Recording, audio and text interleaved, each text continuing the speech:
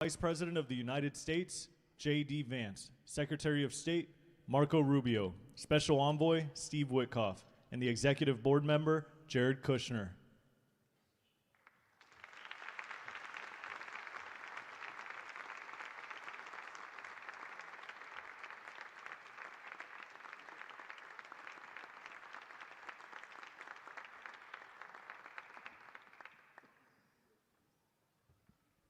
Ladies and gentlemen, please welcome the President of the United States, Donald J. Trump.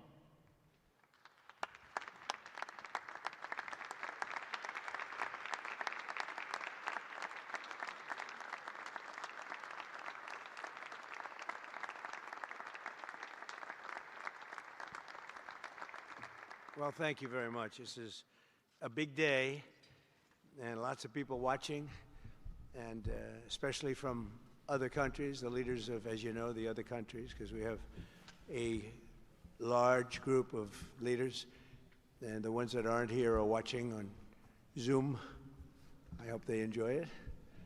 And the press, we appreciate it very much, so respectful. You've been so respectful of what we're doing. What we're doing is very simple, peace.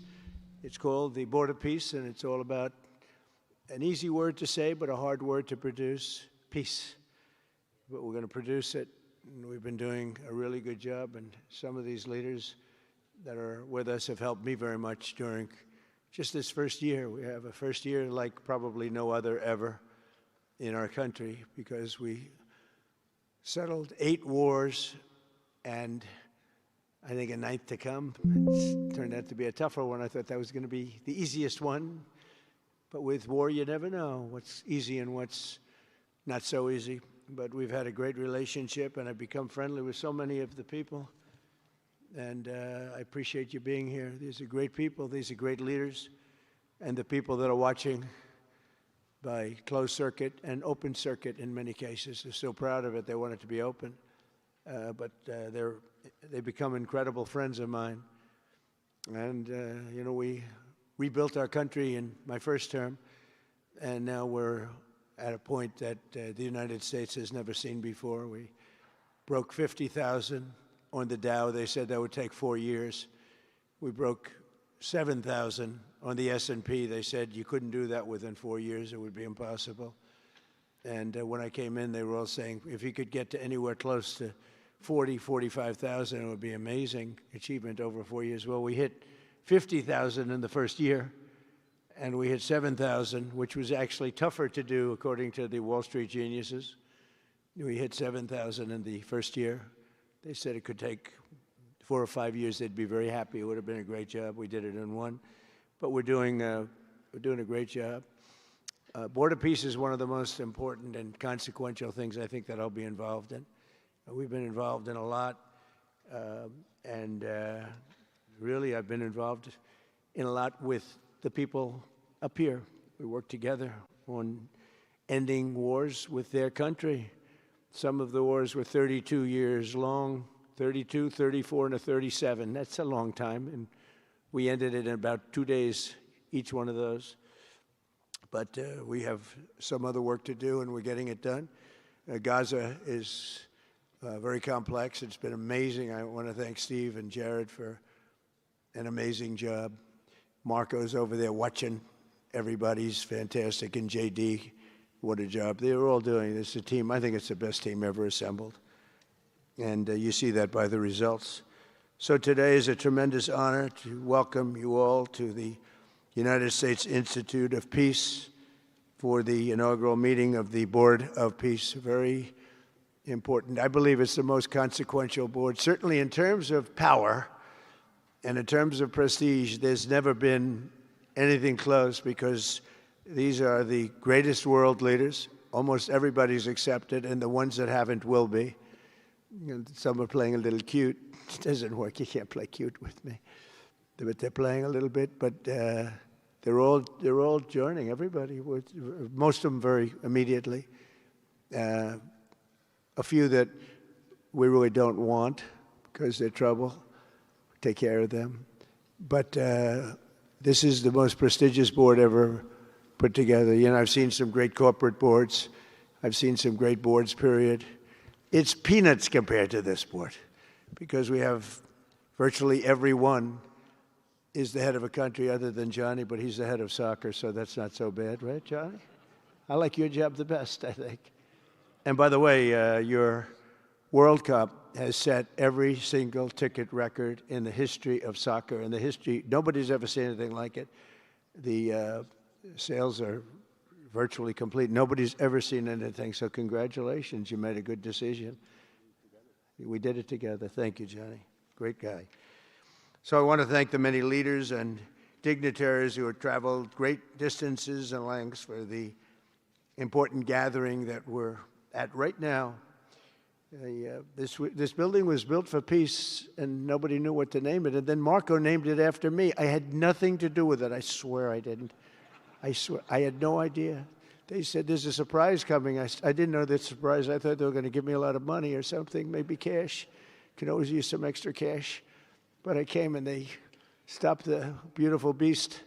I got out very safely, I'm sure, and looked up, and there it said, Donald J. Trump on the building. And when I say that had nothing to do, nobody believes it, and that's okay. But I appreciated it. That was Marco and JD and a group got together, and they did that, and I just thought it was very nice.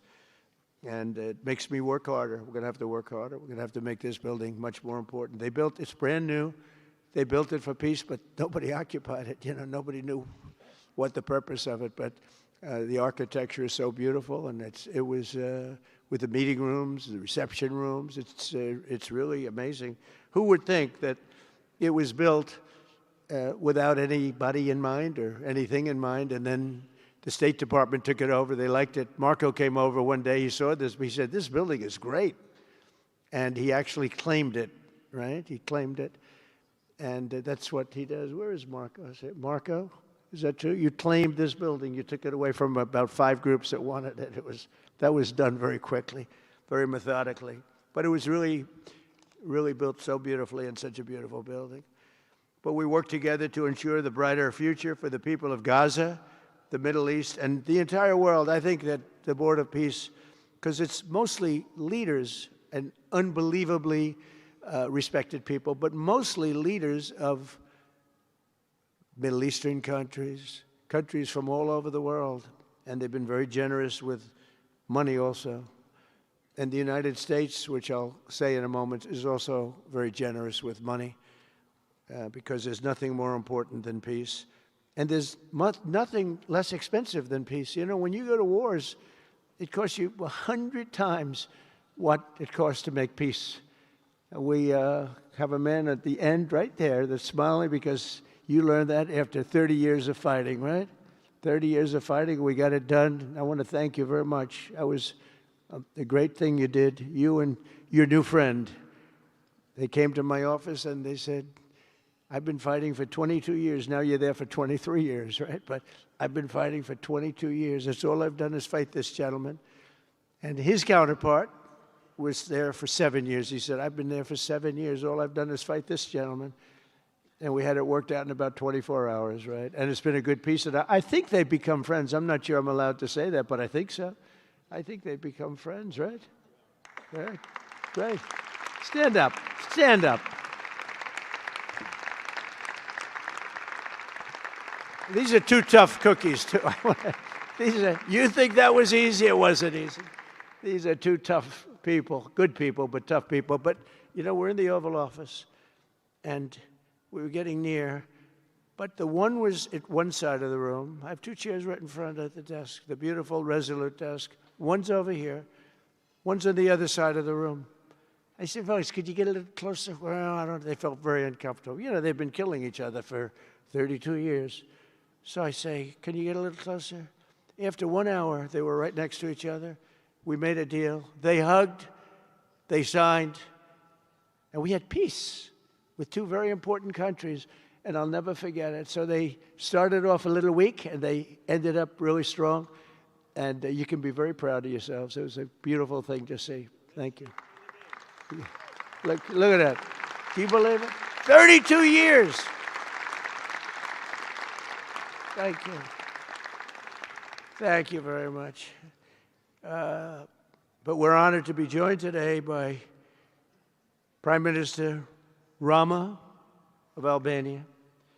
President, where is President Milei? You're another one, I'll tell you. Where is President Milei? I endorsed him. I'm not supposed to be endorsing people, but I endorse, when I like people, you know, I've had a very good record of endorsing candidates within the United States. But now I endorse foreign leaders, including Viktor Orban, who's here, and others. And I endorse this gentleman, Milei. He was a little behind in the polls. He ended up winning in a landslide. I just endorsed the Prime Minister of Japan. She was in a tight race, but was probably going to win. And she won in the largest number in the history of Japan. So she likes me a lot. But it was an honor, and you're doing great. Oh, look, they're sitting right next, Victor. I think, but ultimately, I think I'm going to end up endorsing. Hey, look, as long as it works, it's okay with me. But the endorsement seems to be working in foreign countries, too, so that's good. But nice to have you both. Victor, nice to have you both. Very proud of you.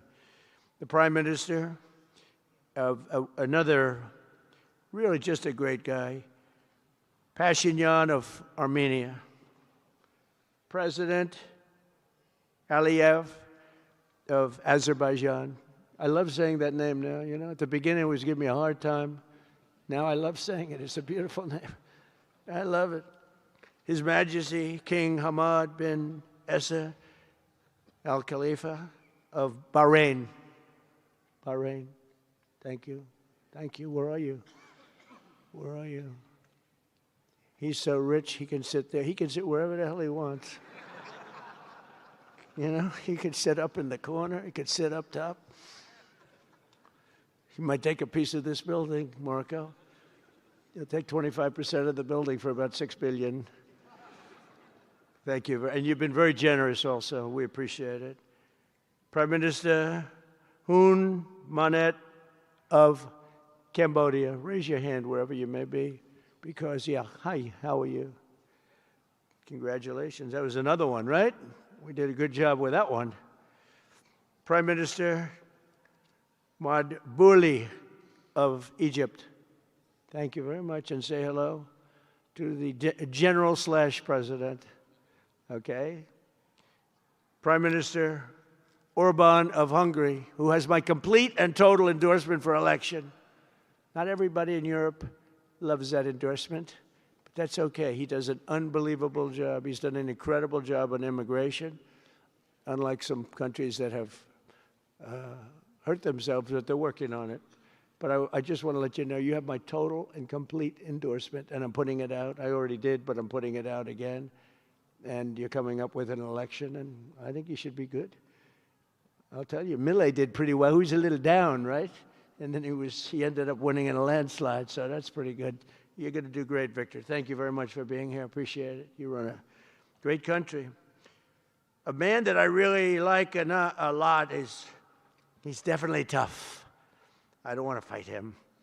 President Prabowo of Indonesia. Thank you very much. Please, this is a big guy. I tell you, I said, how many people in Indonesia? He said, like 240 million. I said, no, say it again. How many? It's a big country you have. And you do a great job and respected by everybody. And thank you very much for being here. Thank you very much, Mr. President. President Tokayev of Kazakhstan, thank you very much. What a country that is. It's a wonderful country and a rich country, in case anybody has any question. We have some very rich people here today. President Osmani of Kosovo. President, thank you very much. Great job you're doing, too. Thank you very much. Prime Minister Sharif, I like this man, of Pakistan, because there was some fighting going on when I got to know him, and your Field Marshal, General, great General, great Field Marshal, a great guy. And I got to meet the Prime Minister. And he said in front of our Chief of Staff, Susie Wells, who's right here, he said, you know, nobody knows this, but I believe that President Trump saved 25 million lives when he stopped the war between us and India, right? You made that statement. I said 25 million lives, could have been much more, actually. But it was really a beautiful thing. You said that in front of a group of people they walked out. They don't think about it, but you're talking about that kind of lives. That war was raging. Planes were being shot down, right? And it was Pakistan and India. And I got on the phone with both of them, and I knew them a little bit. I knew Prime Minister Modi very well, actually. But I got to know Pakistan through a little trade. They were trying to make too good a deal, and I got a little upset with them. And in the end, they got what they wanted, right? And they made a good deal. And I got to like them, the Prime Minister, the Field Marshal, who's a tough man, good fighter, right? Good, serious fighter. I like good fighters, actually. And when I heard that they were fighting, I picked up a certain newspaper. I won't tell you which one, because it's fake news generally. But I picked up this newspaper, and I saw that Pakistan and India were really going at it. And then it got worse and worse, and many planes were shot down. It was all out. And I called them, and I said, listen, I'm not doing trade deals with you two guys if you don't settle this up. They said, no, that has both of them. They didn't want to do that. I said, no, it has to. If you don't do it, I'm not doing a trade deal. We're not doing a trade deal. And they do a lot of business with the United States, and they sort of softened up all of a sudden. And all of a sudden I read where there was a little bit of a pullback by one, then the other, and all of a sudden we worked out a deal, right? But I said, if you fight, I'm going to put 200% tariffs on each of your countries, which essentially makes you not allowed, you can't do any business. One of them, I won't say which one, said, no, can't do that. They both wanted to fight. But when it came to money, it's nothing like money. When it came to losing a lot of money, they said, I guess we don't want to fight. And we solved that deal in 2-3 days, right? And we did. We said, these are two very powerful nations. These are two nuclear nations. And I don't want to say what was going to happen, but, bad things happen. So, Prime Minister, I want to thank you, because that was a very big deal. People have no idea. A lot of them say, oh, well, they weren't fighting. They were fighting. 11 jets were shot down, very expensive jets. And they were all in. Both of them were all in, and now they're not. And I think we'll always be able to settle up with them. I really do. I think you're going to have, it's a lot of progress was made even in the relationship. And Prime Minister Modi also, he's a great man. He's a great guy. They're all great. But I was very proud of it. President Pena of Paraguay is here. President, thank you very much. Young, handsome guy. It's always nice to be young and handsome. Doesn't mean we have to like you. I don't like young, handsome men. Women, I like. Men, no, I don't have any interest. Good, that's right. Thank you very much. You're doing a great job, too. His Excellency, Prime Minister Al Thani of Qatar, just a great man, a great man and highly respected. And he's working with a man who is amazing. I always say he needs a public relations agency, because you do so much good and they have you down as evil. And you're not evil. You help us so much, and you're such a good ally. And I just want people to know that. And the Emir is incredible, smart. As smart as you can be, a great leader. And he cares so much for the people. And he cares so much for the Middle East. So I want to thank you very much and send my regards. Your country has been a great help. So, surprising to some of the people writing out there, but now they'll start changing their tune, because it's true. I only tell the truth. Prime Minister Don of Romania, wonderful people. The Romanian people are fantastic people, like you're fantastic. And a lot of them come and work in this country and help us in this country, as you know, and it's they are just really, really solid people. President Mirziyoyev of Uzbekistan, who is where? There he is, and a friend of mine. He's got one of the most difficult names in history, but that's okay. It doesn't matter. Your country's doing great. You're doing great. And just no problems. Every time I see him, nope, we're doing good. No problems. And General Secretary To Lam of Vietnam. Vietnam is incredible as a country and as a force, and it's an honor to have you. A really great honor to have you. A lot of respect for your country. We'll also want to express my gratitude to Vice President J.D. Vance, who is a fantastic man. He's a fantastic talent. He was a great student. He went to one school. He graduated. You know, most people, if you watch some of the people that were at the event in Munich, they didn't graduate quickly from college. They had everything they could do. There was one young, attractive woman. She was unable to answer questions. And she didn't do so well like J.D. did in college. J.D. graduated in a 4.5-year college in 2 years. And then he went to Yale and he graduated at the top of his class, went to the military grade. But when he went to Yale, there was one person that was marginally ahead of him, so he married her. Can you believe it? He married the person that was ahead. I don't know. I always like to say J.D. was first and Usha was second, because I get a little uncomfortable when I say that. But he's been incredible. He's a brilliant guy and a great guy, and he's been my friend. All of our people, we have a fantastic group of people, our cabinet members, everybody, many of them here. But J.D.'s been great. Thank you very much. He gets a little bit tough on occasion. We've got to slow him down just a little bit on occasion. He says his mind. Now, then we have the opposite extreme. We have your friend sitting in the back. Your best friend sitting in the back is Marco. Marco does it with a velvet glove, but it's a kill, right? The result is the same. They do it very differently. And Marco, you really did yourself proud 2 days ago in Munich. In fact, so proud that I almost terminated his employ because they were saying, why can't Trump do this? I do, but I say it differently. But Marco, don't do any better than you did, please. Because if you do, you're out of here. But no, I want my guys to do great. And the acclaim he's gotten and the acclaim J.D. gets is great. We have smart people. And when you see the representatives there, like Gavin Newsom, he didn't know what he was doing. They didn't even know why. He didn't know why he was there. Or AOC, she was unable to answer a simple question.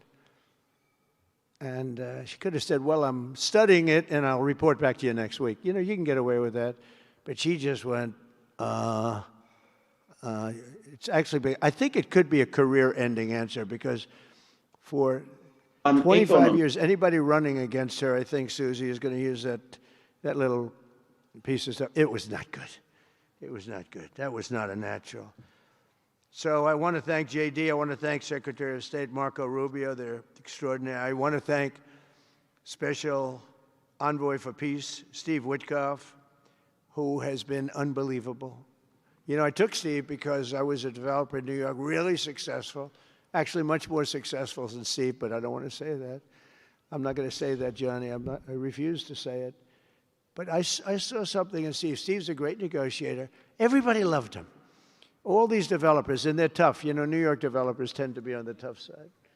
And, you know, most of them hate each other. Like a lot of the people in this room hate each other. You know, it's sort of natural, I guess. But we're bringing love back into the room like the old days. But everybody loves Steve. Every developer, the worst, most evil people, horrible human beings, actually. And they love Steve. So I remember this, and we had some conflicts, to put it mildly, in the world. And I said, Steve, how would you like to be Henry Kissinger Jr. that doesn't leak? And he said, are you a leaker, Steve? No. He didn't even know what the word meant, and it's true. I always say Henry Kissinger, who was one of the great leakers of all time, by the way, Richard Nixon said to him, Henry, who's leaking all this stuff? I don't know, Mr. President. It was Henry. It was like, these are little stories I like telling you. But Steve has been unbelievable. Everybody likes him. Ukraine loves him. Europe loves him. Russia loves him. I mean, there's nothing wrong with this. He goes to see President Putin. Didn't know Putin. I set him up a meeting to see. I said, how's Steve doing? Sir, he's still inside. Oh, that was an hour. I called back. Tell Steve to call me when he's finished. I want to find out what the hell is going on. We want to end that war. Sir, he's still inside. 3 hours. 4 hours. They were together for 4 hours, the first meeting. That's talent. And they get along. I mean, people like or don't like Putin or Zelensky. They get along. Same thing with Zelensky. I mean, they all love Steve, and Steve's doing a great job. That's a tough one. That's a much tougher one. I would have thought that some of the ones that we settled that are up here would have been, I thought this would be easy because I have a very good relationship with President Putin. I have a very good relationship with President Xi. I'm going to be going to China in April. That's going to be a wild one. I said, but we have to put on the biggest display you've ever had in the history of China. You know, last time I went to China, President Xi, he treated me so well. He gave me a display. I never saw so many soldiers all the same height, exactly the same height within a quarter of an inch. You can do that when you have 1.4 billion people. You know, lots of shoulders. Everybody was within about 1/8 of an inch the same height. I said, if they put their helmets down, you could have played pool on the top of their heads. And it was pretty amazing. But I said, you got to top it. He said, I'll top it. We're going to top it. We're going to have a lot of the people, most of the fake news back there is going to be going. So we have, Steve has done a great job. And then a little bit later on, we brought Jared in. Jared was responsible for the Abraham Accords, which is incredible. Nobody else could have done that. A very smart guy. And we're making Jared an envoy also, envoy of peace. They're both envoys of peace. And you couldn't get two. I tell you what, I watch these two guys. I say, at least we're covered from an IQ standpoint. These two guys walk into a room. And but people like them both, you know. They're good people. And they like them both. And they've had some very good meetings. They've had some very interesting meetings having to do with, as you know, Iran is a hot spot right now. And they're meeting, and they have a good relationship with the representatives of Iran. And, you know, good talks are being had. It's proven to be, over the years, not easy to make a meaningful deal with Iran. We have to make a meaningful deal. Otherwise, bad things happen. But we have to make a meaningful deal. But they have a great relationship with the representatives of Iran. They have a great relationship with the other one that they're really working on now. Because so many of these, I mean, as an example, Kosovo, Serbia. I did that one. Could you stand up if any of you guys are, when you're here, just stand up for a second. Kosovo, Serbia. Stand up. What a job. Thank you very much. We appreciate it. So good. And you're getting along. And when you don't get along, you'll call me, and we'll get it solved, right? We'll get it solved. Thank you very much. Really good. And then again, Pakistan and India. That was a big one. And just, I think you should actually stand. Come, please. Stand just for a second. Pakistan and India, thank you very much. And I spoke to Prime Minister Modi. He's excited. He's watching us right now. Egypt and Ethiopia. We're going to get that. You know, there's a little dam that got built. Little dam, like maybe the largest dam in the world. Built and financed, of course, by the United States brilliantly. And having a little trouble getting water to the Nile. That's a tough situation, but we're going to get that solved. Armenia and Azerbaijan, we talked about, and again, thank you, fellas, very much. Great job. Great job. Thank you. Cambodia and Thailand. So incredible what you did, that you got together and it all worked out. They're watching right now on closed circuit. Thank you very much, and thank you. That was a big one, Cambodia and Thailand. These are nasty fighters, I have to tell you. These fighters are nasty. Now we talk about, you talk nasty fighter, you're nice guys compared to this. Congo and Rwanda. That was, and we've got them pretty peaceful. There's little flare-ups every once in a while. I'll get a call once a week. Sir, there's a flare-up in the Congo again. We'll get it straightened out, right, Susie? We get it straightened out. And Israel, as you know, with you could say Israel and numerous countries if you want to really know the truth, but Israel and Iran, and we'll see where that goes. But when you think of Israel, we've done the biggest thing of all. We have peace in the Middle East right now. That's bigger than people said it couldn't be done. For 3,000 years, they've been talking about Middle East. They said it couldn't be done. And you look at what's happened in Gaza. And one of the keys to it was when we took those beautiful magnificent. We just ordered 22 more of them, updated model. The B-2 bombers are incredible. I never understood the B-2 bomber. I'd watch, it's a wing, and I've never quite understood that, Johnny. I'd look at it, I'd say, it was beautiful, but what does it do? It carries very big bombs. And it went into Iran, and it totally decimated the nuclear potential. And when it did, when it decimated that, all of a sudden we had peace in the Middle East, because there was a black cloud hanging over the Middle East, and if that wasn't done, that cloud would have been there. And countries like Saudi Arabia, countries like Qatar, countries like, nobody could have signed. You would have had that threat. Nobody could have had, you couldn't have had peace in the Middle East. So now we may have to take it a step further, or we may not. Maybe we're going to make a deal. You're going to be finding out over the next probably 10 days. But this meeting today is proof with determined leadership nothing is impossible. When I took office, the war in Gaza was raging with thousands of people being killed and no end in sight. Today, thanks to unrelenting diplomacy and the commitment of many of the great people in this room, we have 59 countries signed up on Gaza. Think of that. We have, it's amazing. But all the people, many, really so many in this room, the war in Gaza is over. It's over. There are little flames, little flames. Hamas has been, I think they're going to give up their weapons, which is what they promised. If they don't, it'll be, they'll be harshly met, very harshly met. They don't want that. All the stuff like they don't mind dying. They told me that's not true. Everyone said, oh, they don't mind dying. No, they don't want to die. They said, we don't want to die. People don't want to die. The ceasefire was held, and every last remaining hostage, both living and dead, has been returned back home. Think of that. That was an impossibility. And we did hundreds of hostages, but the last 20, and I always said to Steve and Jared, I said, the last 20 are going to be very tough, very, very tough. And we got them back. We got the living back, and then we only got about 16 of the dead, and we said, well, you got to get them all. You promised them all. And they dug and dug and dug. You can imagine it's a job that's brutal. And Hamas really did a lot of that work. And you got to give them credit for that. They brought the last one home a week ago, and we got all 28 of them, living and dead. The amazing thing, because I've never seen anything quite like it, the parents of the dead, they knew their boy was dead. This case, boys, all boys, men, but to the parents, boys. They knew their boy was dead. They wanted that dead body as much as if he were alive. And when they got them back, there was great sadness, but there was great joy, too. They wanted it as much as the people that got their sons back alive. But we got a lot of people before those 20, Steve, what nobody talks about. But, hundreds of people. We did a good job, and you guys did a fantastic job. I want to thank every nation that helped us.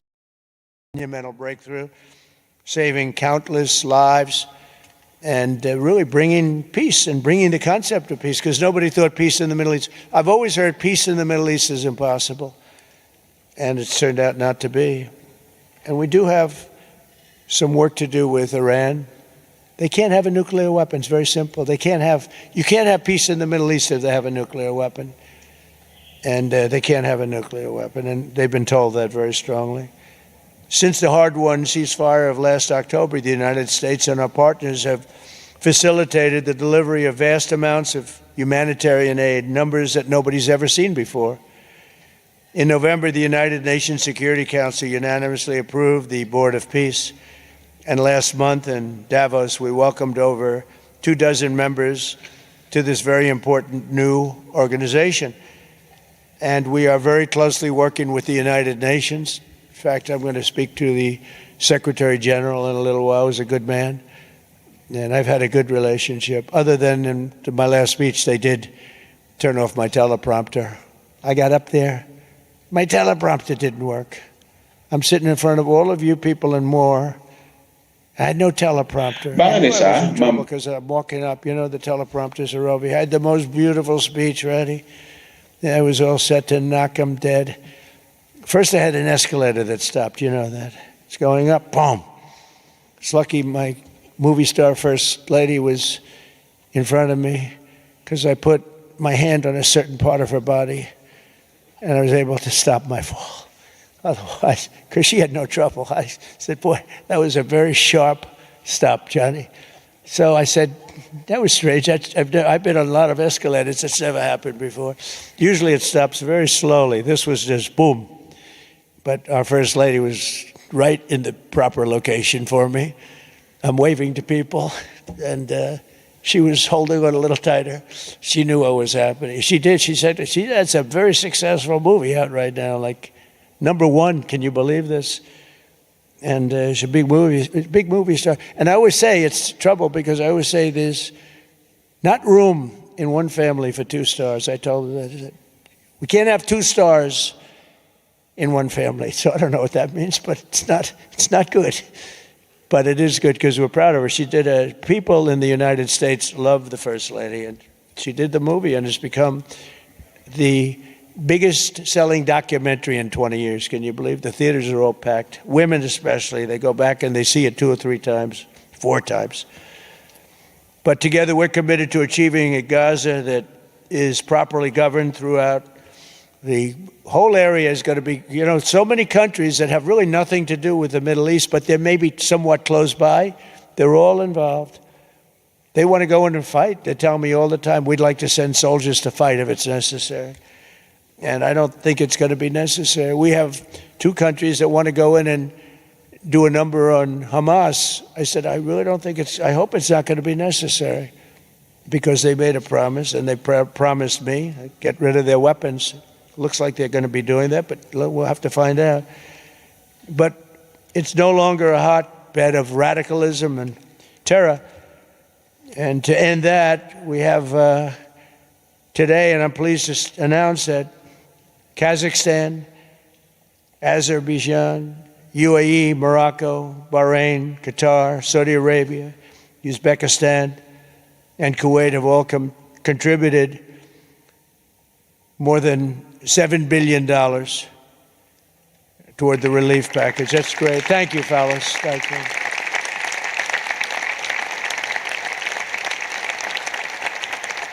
And many more are contributing too. So the numbers are, this just started. This is our first meeting. But every dollar spent is an investment in stability and the hope of new and harmonious. It's a region that's so important. It's so vibrant. It's so incredible. The people are so incredible, but we want to have a harmonious Middle East. The Middle East is amazing. So many friends in the Middle East. They're so smart. Sometimes they're too energetic. That's the problem. A lot of people aren't energetic. Sometimes they're a little bit too energetic. These are great people. The world is now waiting on Hamas, and that's taking place. And it's the only thing that's right now standing in the way. We have Lebanon with certain things that we're working on that are very important. We have to solve the problem of Lebanon, but it's relatively small in terms of what's been done. And again, the key was getting rid of the nuclear potential, because Iran would have had a nuclear weapon based on everything we found out since within 1 month. We can't let that happen. So many of our friends in Europe are attending today, and we're eager to have them become full members. They all want to become full members, and we've had a great response from Europe. And Europe is, it's where I come from, where so many people come from that are in the United States. But we have a great relationship with Europe. We have a great head of NATO. He is a fantastic man, and he's doing a great job, really great job. I'm excited to announce that Norway has agreed to host an event bringing together the Board of Peace. Oh, I thought when I saw this note, I'm excited to announce that Norway, I thought they were going to say that they're giving me the Nobel Prize. Oh, this is less exciting. Oh, it says, I'm excited to announce that Norway, and I'm saying, oh, great, I'm getting the Nobel Prize, finally. Finally, they got it right. But I don't care. I don't care about Nobel Prize. I care about saving lives, just so you understand.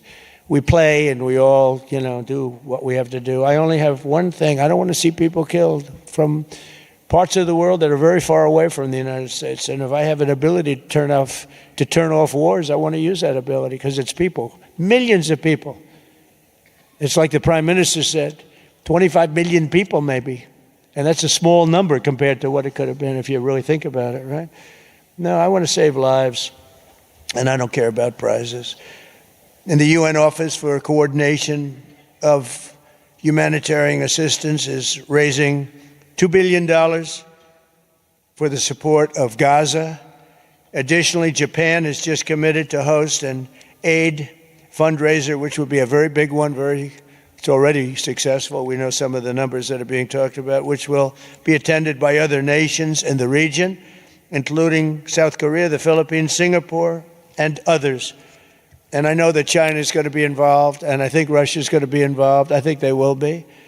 I want to have everybody, get all sides, because it doesn't help when you have all sides with one ideology. You have to have everybody together for this. I'm also pleased to announce that FIFA will be helping to raise a total of $75 million for projects in Gaza. And I think they're soccer related, where you're doing fields and you're getting the greatest stars in the world to go there. People that are bigger stars than you and I, Johnny. I hate to say it. You know, I met one of your great stars who came to the White House, as you know. And my son was very excited. These are great people. These are great people. And Johnny's going to bring the stars to the area. And they're really known. People in Gaza know every one of them, right? You know? So it's really something. And we'll soon be detailing the announcement. And if I can I'll get over there with you. I want to thank Johnny and FIFA for all of the wonderful things they did and are doing. They gave me their first Peace Prize. They gave me a Peace Prize. I think they saw that I got screwed by Norway, and they said, let's give him a Peace Prize. I mean, very good. Thank you, Johnny. I appreciate it. Johnny's very smart. He's very, very smart. The nations represented here today, just in closing, are not just contributing money. Some are also pledging personnel to help preserve the ceasefire and secure a very enduring peace. We have to have enduring peace. Having peace, knowing it's going to blow up in 2 weeks doesn't mean anything. In particular, Indonesia, thank you very much. Indonesia. It's a great country. Thank you very much. Look at that man. Look how tough he is. You think it's easy dealing with him? Look at that face. You are a tough cookie. And we say it lovingly, too. We need strength. You say, see, he doesn't mind. He's tough and he's smart. And smart is more important. Morocco, thank you very much. Great. What you're doing is great. Albania, Kosovo, Kazakhstan have all committed troops and police to stabilize Gaza. Egypt and Jordan are likewise providing very, very substantial help, troops, training, and support for a very trustworthy Palestinian police force. We think we're getting some very good people on that police force. And, you know, it's peace in the Middle East. We have peace in the Middle East. Think of it. For years you've been hearing about peace in the Middle East, and everybody's saying it's impossible. All of these countries are working together around the vision of a Middle East that is free from the curse of extremism and terror. And now is time. And by the way, even people with extremism and preaching extremism, they're exhausted. They're tired. It's been going on for too many years. I don't care who you are. They're tired. They want peace. And now is the time for Iran to join us on a path that will complete what we're doing. And if they join us, that'll be great. If they don't join us, that'll be great too. But it'll be a very different path. They cannot continue to threaten the stability of the entire region, and they must make a deal. Or if that doesn't happen, I maybe can understand. If it doesn't happen, it doesn't happen. But bad things will happen if it doesn't. With the commitments announced today, the Board of Peace is proving that it does not just convene countries. It devises and implements, and real solutions happen. We've come up with solutions. This is so little talk. This is very little talk, all action. First time, it was always talk in the Middle East. People would talk about peace in the Middle East and then they'd go home and they'd never even think about it again. Nothing would happen. We're providing a model for how responsible sovereign nations can cooperate to take responsibility for confronting problems in their own regions. The Board of Peace is showing how a better future can be built, starting right here in this room. And I want to let you know that the United States is going to make a contribution of $10 billion to the Board of Peace. Thank you.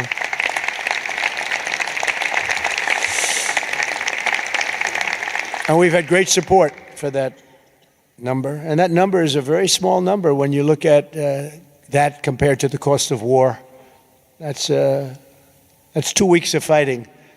It's a very small number. It sounds like a lot, but it's a very small number. So we're committed to $10 billion. Together we can achieve the dream of bringing lasting harmony to a region tortured by centuries of war, suffering, and carnage. They say 3,000 years. And hopefully we can lift up the eyes of the world to envision how other intractable conflicts can be settled. So many conflicts, they'd say, are impossible to settle, and we get them settled. We got, of those 8 that we settled, most of them were said to be not settleable. And they not only got settled, they got settled within days. More impossible problems can be solved as we go along this very beautiful path. I think it's a beautiful path. I think it's such an important day.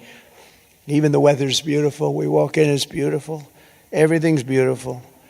But the ancient wounds can be healed, and they are indeed ancient. This has been going on for so many centuries that our entire planet will be a better, safer, more beautiful, and more peaceful place for us all. We're going to be working with the United Nations very closely. We're going to bring them back. I think the United Nations has great potential, really great potential. It has not lived up to potential. The 8 wars, I never even spoke to them about one of them, and I should be speaking to them about all of them. Someday I won't be here. The United Nations will be, I think, is going to be much stronger. The Board of Peace is going to almost be looking over the United Nations and making sure it runs properly. But we're going to strengthen up the United Nations. We're going to make sure its facilities are good. They need help, and they need help money-wise. We're going to help them money-wise. And we're going to make sure the United Nations is viable. And you have some very good people at the United Nations, can do a good job. But as I said, I've said it for years, United Nations has tremendous potential. A lot of people didn't like when I said it. They said, oh, you shouldn't say that because, you know, we don't care about the United Nations. No, it's really very important. And I think it's going to eventually live up to potential. That'll be a big day. So I want to thank everybody for being here. You're my friends. You're great leaders. You're great people. And I can honestly say, you know, you're strong leaders, you're tough leaders in many cases, and every single one that I'm looking at that's right here, I've gotten to know and I've gotten to respect. And really, you're friends of mine. And if I can help you at all, you let me know. But this is going to be something, the Board of Peace will be something that, the likes of which I don't think anybody's seen before. And thank you all very much. It's a great honor. I'm going to ask J.D. Vance to come up and say a few words. Thank you very much.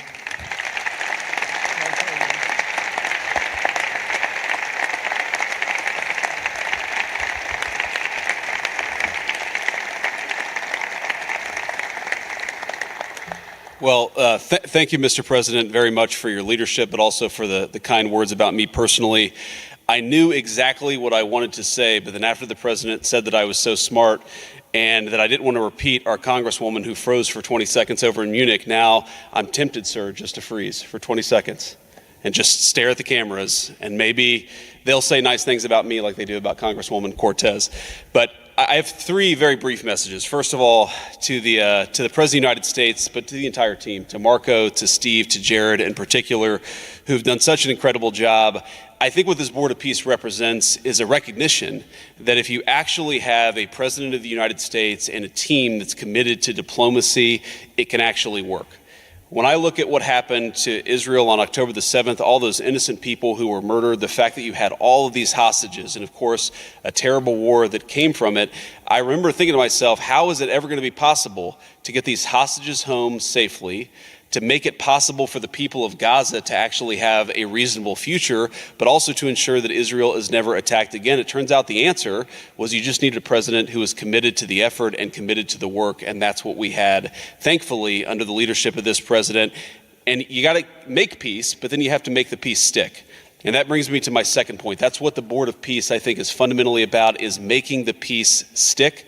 And it's an incredible thing that you guys have all done. So to all of the leaders gathered here today who are investing in the future, who are investing in peace, we're grateful to you. We're grateful for your partnership.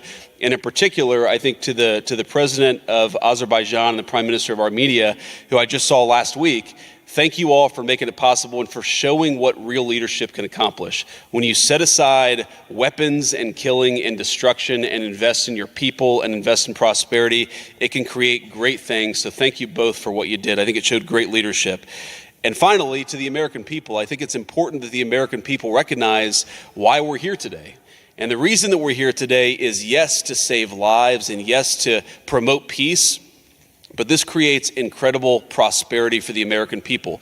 The countries represented here represent trillions of dollars of investment in the United States of America that would not have been possible without this president's leadership and advocacy for peace.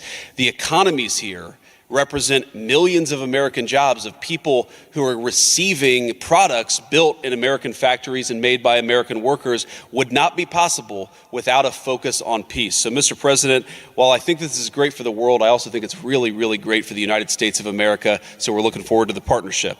With that, I want to turn it over to the MC for the rest of the program, and that is our great press secretary, Carolyn Levitt. Thank you.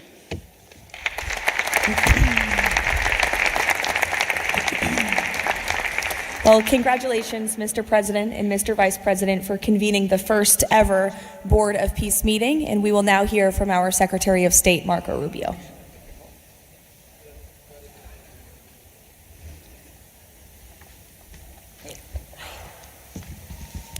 I'll be brief and to the point. We want to talk a little bit about the strategic vision of this organization and begin doing so by first acknowledging that we are here today because the President of the United States, Donald J. Trump, has both an ability and a willingness to use the power of his office to think outside the box. And that's why we're here today. This was a very unique crisis in Gaza, one that the existing international institutions could not solve or figure out. It needed a very specific type solution that required the partnership of all the nations that are here, including those that are here on an observer status. And we appreciate you coming today and being a part of this as well. And that's the point I want to drive home today. And soon you'll hear from Steve and Jared, who, by the way, deserve an incredible amount of credit for pulling this together and working countless hours and traveling all over the world. They truly deserve our appreciation and thanks for the work they've put in under the leadership of President Trump to make this possible. This Gaza situation was impossible to solve under orthodoxy, under existing structures. And so what we did is they went to the UN and they got the UN's approval to put this group together and bring these nations together to come up with a very specific solutions to a very unique and specific problem. We have a long ways to go. There's a lot of work that remains. It will require the contribution of every nation state represented here today, and we thank you for being a part of it.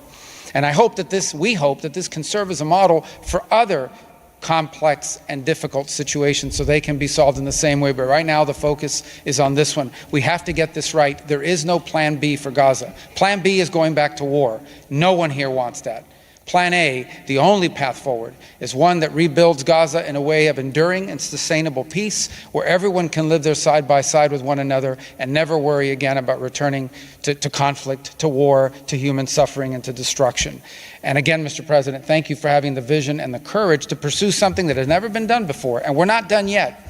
And thank you to Steve Witkoff and Jared Kushner for the time and the work they put into this. And thank you on behalf of the State Department and the U.S. government to all of the nations that are here. Every one of you is indispensable, including our observer partners, who we hope can find your way to join us at some point as officially part of this. But we are grateful for the fact you're here today and the contributions you've made already. Thank you.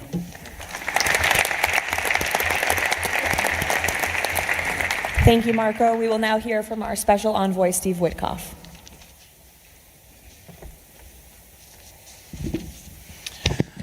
Thank you, everybody, for being here. I don't know if we ever believed that this was possible when we first started envisioning a board of peace, but of course, under the President's indispensable leadership, and it begins with that, it begins with President Trump's leadership and his direction.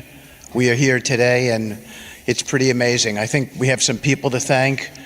We had an amazing partnership between the mediating countries, Qatar, Egypt, Turkey, Prime Minister Mohammed, you are an exceptional human being. You really are. Ali, thank you for everything you did. That's you right over there, Ali. Wherever Hakan is, Hakan, you were amazing. And so was Ibrahim and President Erdogan, and of course, to the Egyptians, Badr, I know you're smiling because we went through so much. And General Hassan was amazing. We all became friends here. And Prime Minister Sisi, President Sisi, pardon me, and so many others. But our team, JD, your insight, your counsel, and Marco, you're an amazing secretary, and it's a privilege to work for you. And Jared, you are my dear friend and the best partner I ever had. You are an amazing person. But Mr. President, it is my greatest honor to work for you. It is the blessing in my life. I've had many blessings. I don't have to be a practicing lawyer anymore, but this is my greatest blessing. But I also have to mention one other person who is important to this discussion. Oh, the Israelis, I forgot. Prime Minister Netanyahu. Without him, much wouldn't have been accomplished as well. And that's really important that we acknowledge him here today, and Ron Dermer. But a person who doesn't care much about the acclaim, we have to acknowledge too, and that's you, Susie. Because I would come back and you would say to me on every trip, what can I do for you? This matters. And you are an inspiration for all of us. So I thank everybody, and let me get on to, am I going on to the next slide? Sure. Caroline? Sure. Okay. So with regard to the hostages, we're here today, again, I say it, I know it sounds redundant, but we're here today because of President Trump. Without him, none of this was possible. There were 251 hostages. 168 came out alive. 83 bodies were returned to their families so that they could grieve and remember their loved ones like in a normal way, in a way that brought their families together. So that was just as important. This was a monumental effort, and I want to tell a story about the president. Every time a hostage family came to visit with us, they were not on the president's schedule. I would walk down to the Oval Office, I would tell the president that there was a hostage family here, and he would say, Steve, bring them up. Every single time. Mm-hmm. And when we got the last 20 out, we had a celebration at the White House, and I could see the emotion on the president's face. And he came up to me and he said to me, I have to tell you, this is my 5th year in the Oval Office, and I don't know that I've ever had a more special time than this moment with these people, seeing them come home.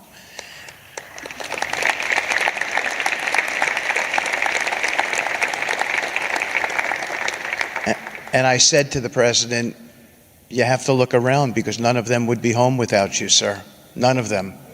So I only want to tell you, Mr. President, you gave me my greatest honor to work on this effort, and I thank you.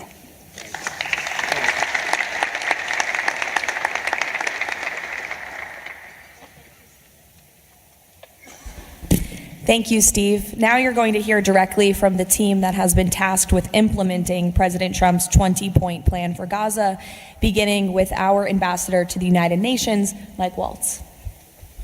Thank you, and thank you, Mr. President, Excellencies. First, let me wish everyone a happy and prayerful Ramadan. Thank you so much for joining all of us today. Mr. President, Excellencies, bottom line, humanitarian aid has absolutely surged since the Gaza war ended. Our Central Command, our great military, is working together with Israel, with the UN, so many countries here to coordinate the aid, to make sure there's deconfliction.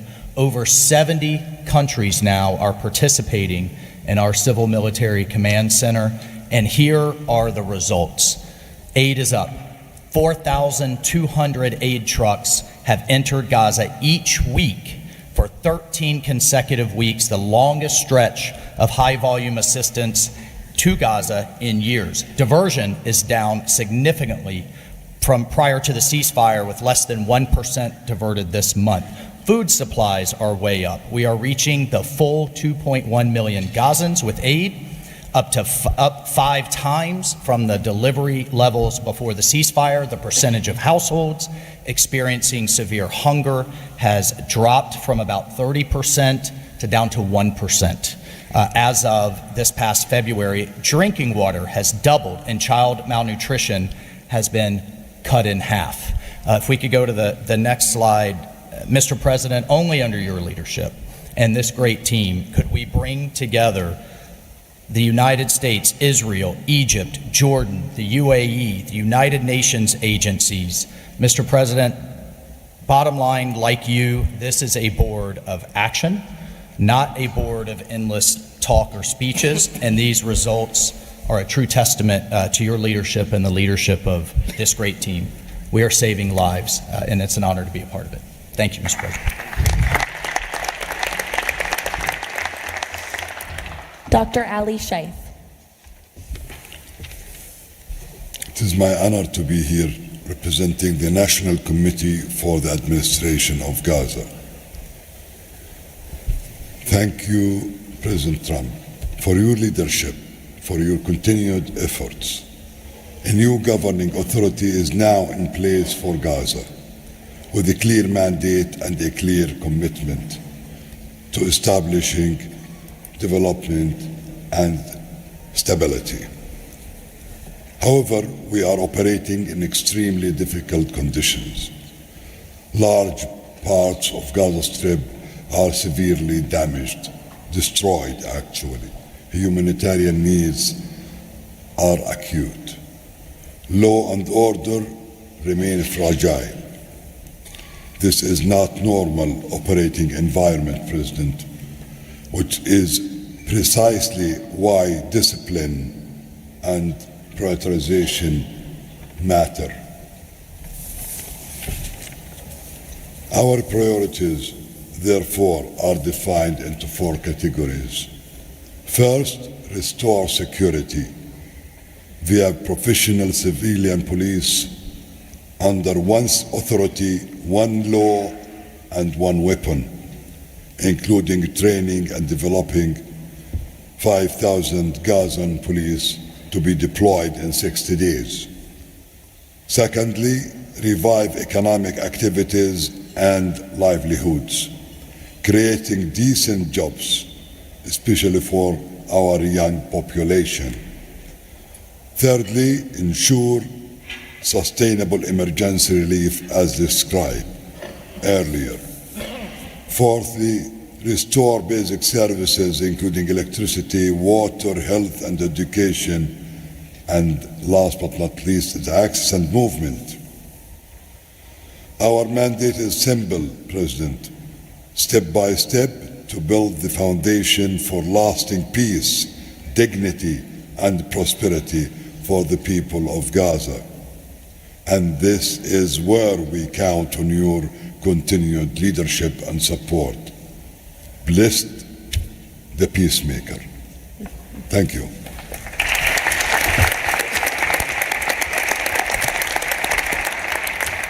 Thank you. Now Nick Mladenov. Thank you, Caroline, and thank you, Mr. President. Today, we're very happy to announce that we're creating the Office of the High Representative for Gaza of the Board of Peace, which will be there to support, to guide and assist the National Committee for the Administration of Gaza, hopefully removing the roadblocks that they will be facing in taking over civilian and administrative control of the Gaza Strip. We plan to work in full transparency under the guidelines of and supervision of the Board of Peace and the Executive Board. And of course, we will do that in great coordination with the Israel and with the Palestinian institutions, who we both require to make this work on the ground. And certainly with my very good colleague here, General Jefferson, the International Stabilization Force that is coming together.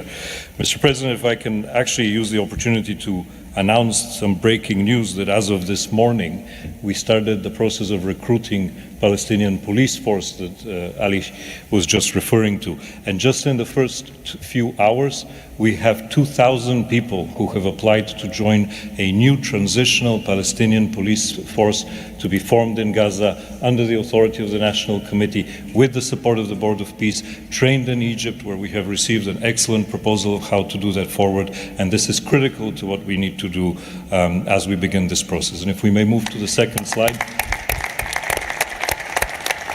It is this Palestinian security force under the authority of the National Committee for the Transition Period that will allow us to ensure that all factions in Gaza are dismantled and all weapons are put under the control of one civilian authority. The only way to do that is the full implementation of the 20-point plan and the UN Security Council resolution, which binds us all to make sure that that is the way forward. We have now a fully agreed framework with the mediators on how to do this, and I thank very much the state of Qatar, Egypt, and Turkey for their excellent support in this. We now need to move forward on communicating it and negotiating the details of the implementation plan with the factions on the ground. But rest assured to all of you that we're on the right track, and if I can ask one thing of all of us, is to make sure that we have one message. There is no other option except the full demilitarization and decommissioning of all weapons in Gaza for reconstruction to begin and for people to have a new way of life going forward. Thank you.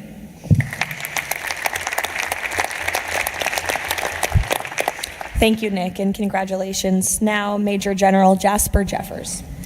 Thank you, Caroline, Mr. President. It's an honor to be here today as the ISF commander. The ISF will do two things: stabilize the security environment in Gaza and enable civilian governance as established by the National Committee. For the last few months, we've had a team on the ground of U.S. military experts preparing the infrastructure for the ISF. This team's already operating from a combined joint operations center that's going to be the headquarters for the entire ISF. As you can see on our map, our plan is for the ISF to be assigned in 5 different sectors, each sector receiving one ISF brigade. In the short term, we plan to deploy to the Rafah sector first, in addition to the training of police. Midterm objective is to continue to expand sector by sector, all moving to our long-term 12,000 police and 20,000 ISF soldiers. I'm incredibly pleased to announce today that the first 5 countries have committed troops to serve in the ISF: Indonesia, Morocco, Kazakhstan, Kosovo, and Albania. And 2 countries have committed to train police: Egypt and Jordan.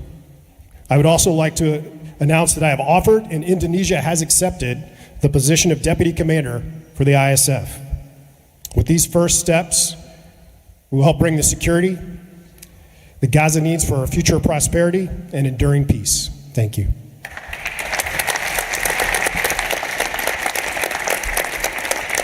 Thank you, Major General. Mr. Tony Blair. For decades, Gaza's governance has been characterized by extremism, corruption, ineffective institutions, and the complete absence of a route to prosperity for the Gazan people. Yet, as President Trump recognized, its potential has always been vast. 25 miles of Mediterranean coastline, proximity to great regional and global markets, and a young, dynamic population with a median age of 19. So today we set out profound changes necessary to rebuild Gaza for Gazans. Gaza not as it was, but as it should be, including its governance. Effective public institutions serving the people, a business environment where enterprise flourishes, an education system educating the young for tolerance and achievement, and a tech-enabled society making the most of the digital revolution. This is a vision of Gaza as part of a Middle East at peace. Not a phony piece of declarations no one means and agreements no one intends to keep, but a genuine commitment to a region where, whether you're a Muslim, Jew, Christian, of any faith or none, you can rise by your own efforts and feel your government by your side, not on your back. That is the vision behind President Trump's 20-point plan for Gaza, and it remains the best, indeed the only hope for Gaza, the region, and the wider world.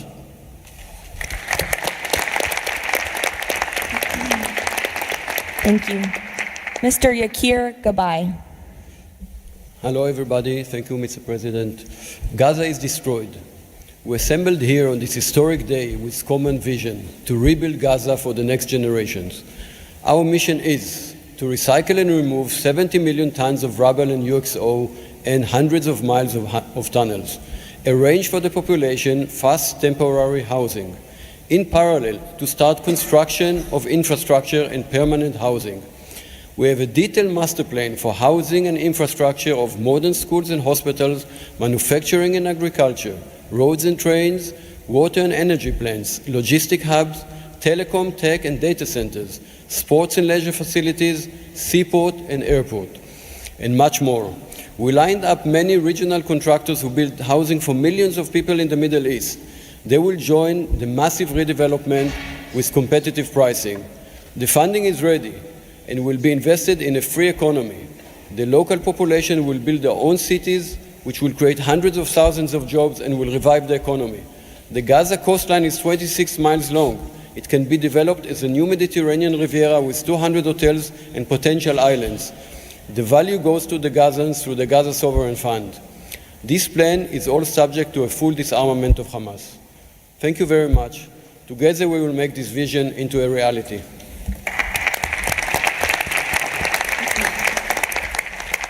Thank you. Mr. Liren Tanmin. When we asked the NCAG what Gaza needs to unlock its potential, the answer was clear. Reconnect Gaza to the world, digitally and economically, and replace corruption with an open, tax-free system. Gaza was once a vital trade hub between Asia and Europe. Reconnection is a return to its roots. Even the word gauze comes from Gaza, where silk was woven and exported to Europe. So, we brought together Palestinian, Arab, and American partners to deliver practical solutions. By July, Gaza's 2G network will be upgraded with free, high-speed access to essential services. The NCAG is building a secure digital backbone, an open platform, enabling e-payments, financial services, e-learning, and healthcare with user control over data. This effort is supported by our regional partners, and I believe you will hear some exciting news from them on that later today. In parallel, we're advancing an Amazon-like logistics system to help Palestinian launch businesses import globally and trade securely. This will lower prices, drive growth, and help transform Gaza into an open, transparent, corruption-free economic zone. Thank you. Thank you. Mr. Mark Rowan. Mr. President, distinguished leaders, the goal is simple. Take the momentum all of you have provided and build it into something that is not just temporary relief, but something that provides a long-term foundation that will enable many of the goals we've spoken about today to be achieved. We plan to do this by gathering Gaza's productive assets in one unified structure. This will allow independent, professional, conflict-free management of the resources to benefit the Gazans. This will also enable expeditious planning and zoning and not fragmented projects that do not contribute to an economic whole. The potential here is tremendous, but it has to start somewhere. The start is in Rafah, where, as you heard, that will be the first place security is deployed. The plan is 100,000 homes for 500,000 residents plus $5 billion of infrastructure. Over time, 400,000 homes for the entirety of the population with more than $30 billion of infrastructure. Let me put it in financial terms. This is not a problem of money or collateral. This is a problem of peace. The coastline alone, $50 billion of value on a conservative basis. The housing stock, more than $30 billion as rebuilt. The infrastructure, more than $30 billion. $115 billion of value. It just needs to be unlocked and financed. Great. Thank you. Mr. Ajay Banga. Thank you, Caroline, and thank you, Mr. President. All this requires money. And so when the UN Security Council resolution got passed, we set about creating the Gaza Reconstruction and Development Fund at the World Bank. It's housed there. The World Bank's role is that of a limited trustee. We manage the donor contributions coming in of the type that the President said a little earlier in his opening remarks. And then we help to manage that money while it stays with us. And under the direction of the Board of Peace, we disperse the money for reconstruction and development projects in Gaza. This fund is ready to receive the donations that he spoke about just a little while ago. The second part of the story is that you as donors deserve the right to know that the money is being used in a transparent way. We are helping, along with the Board of Peace, which takes the ownership of ensuring that the right kind of financial, legal, and oversight mechanisms are being put in place. We've even assigned a financial controller from the World Bank on a secondment basis to the Board of Peace to ensure that we can try and help build the best standards in this process. Now, this is just the beginning. This work is going to need 2 or 3 things that the World Bank Group can bring to the table. The first is leveraging of public finance. Because of our AAA rating, we have the ability to leverage private bond money to help to create the resources we need to do what Mark just talked about. The second is we can de-risk private investing. And the third is we have people on the ground and expertise and knowledge of doing this kind of work in other markets. We want to be not an armchair critic of a process, but an active participant in giving Gazans and people in the region the opportunity of the lives they deserve the one time we get the chance. So thank you again.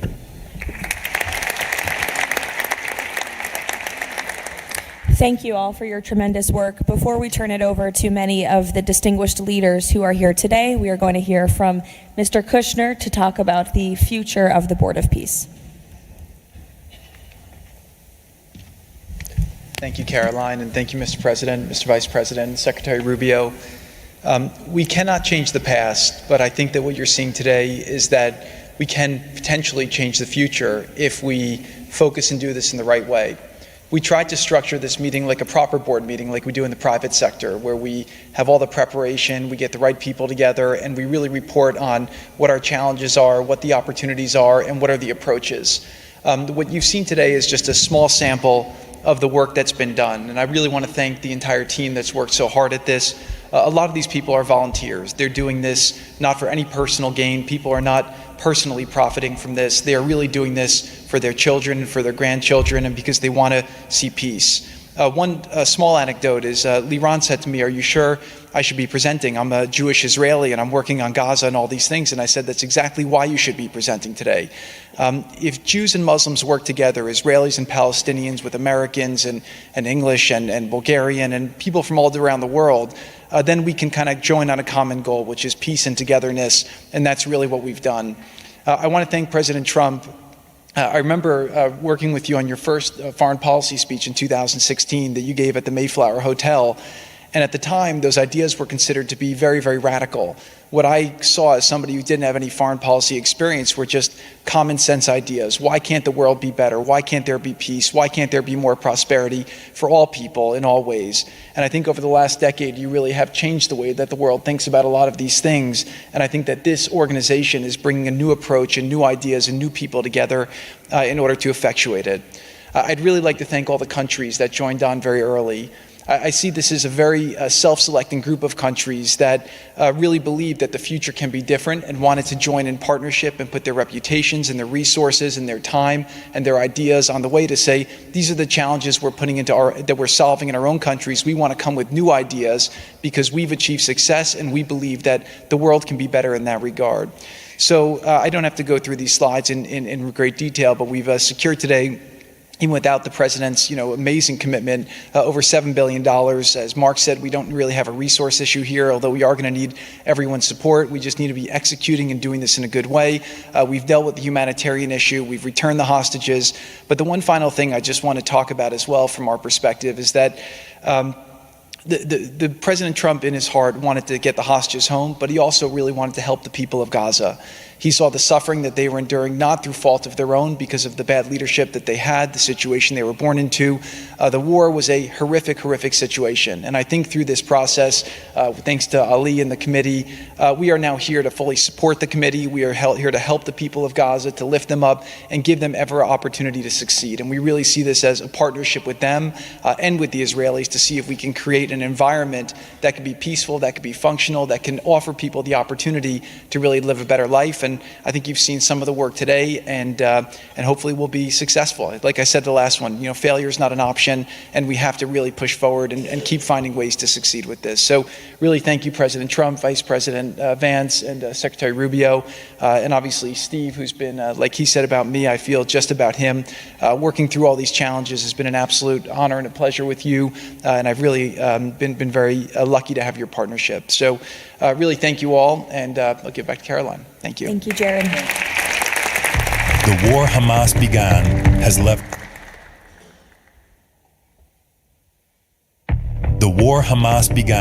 has left Gaza in ruins. Yet from these ruins, a new future will rise. President Donald Trump unparalleled achievements in just few months. The United States, together with key regional and global partners, has signed the 20-point Gaza Peace Plan, a blueprint for security, peace, and prosperity. All the hostages returned, the living ones to their homes and the deceased to burial. Ceasefire is stable, and the killings from both sides reduced by 99%. The United Nations Security Council approved the establishment of the Board of Peace chaired by President Donald Trump, a governing body dedicated to providing security, infrastructure, and homes for Gaza's people. Ushering in the new dawn for Gaza, the new Palestinian Technocratic Government of Gaza, the NCAG, was elected with consent of all parties, including the Palestinian factions, Israel, and the Arab countries. Rafah border crossing with Egypt was open. The NCAG will secure the disarmament of Gaza to ensure one authority, one law, and one weapon. The United States and its partners, in coordination with the World Bank, are pledging billions of dollars to rebuild Gaza. Safe areas are being established in Rafah and later across the Gaza Strip, where families can receive shelter, food, health care, and education. In Rafah, Gazans will build their first new city.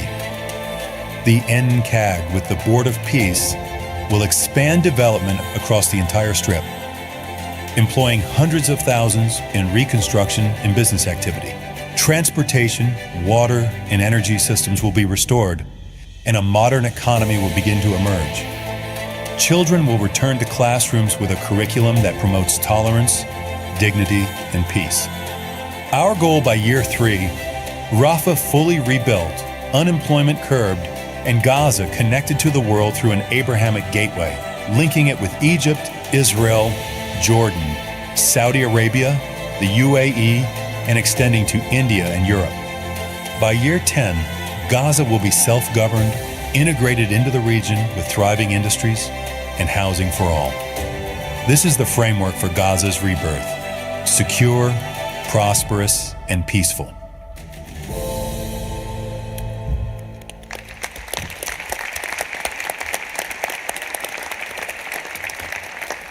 It's amazing. Now we will hear from our distinguished leaders who are here today, beginning with the King of the Kingdom of Bahrain. You're welcome.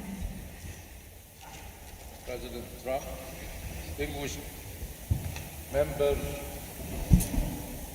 of the Board of Peace, it is an honor to participate in this inaugural meeting of board convened by President Donald Trump. I take this opportunity to extend my heartfelt congratulations on this worthy and timely initiative. The meeting comes during the holy month of Ramadan, where we will pray to Almighty God that our endeavors will bring peace, security, prosperity to the world. As a founding member of the Board of Peace, the Kingdom of Bahrain recognizes and endorses the tremendous potential of this body the extraordinary drive of its chairman, and his sincere efforts to unify nations in our common objectives of fostering and enduring peace for the Middle East. We greatly appreciate President Trump's initiative in presenting the Gaza peace plan and establishing this board as a vital platform for dialogue, action, and delivery. As we embark on this historic journey together, we urge all peace-loving nations, organizations, and groups to actively engage in the successful implementation of the second phase of the Gaza peace plan. This includes ensuring a lasting ceasefire in Gaza, facilitating its reconstruction, and providing hope and new opportunities for the people of Palestine and Israel. This inaugural meeting of the Board of Peace marks an extraordinary and pivotal chance to envision a new future to Gaza, one that emerges from the ruins of conflict to building a landscape of security, aspiration, hope, and opportunity for its people.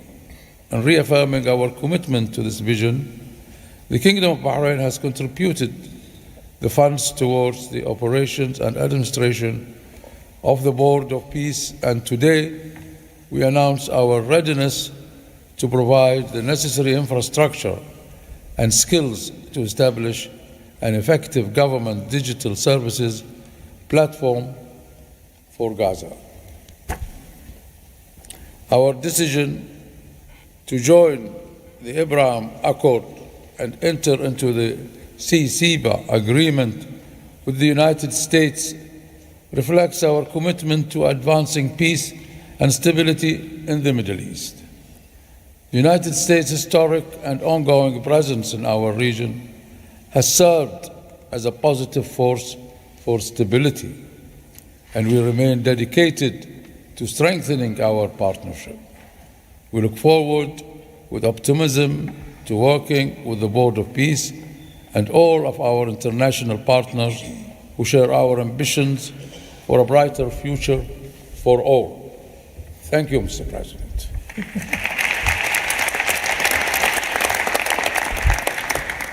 Next, the President of the Republic of Kazakhstan.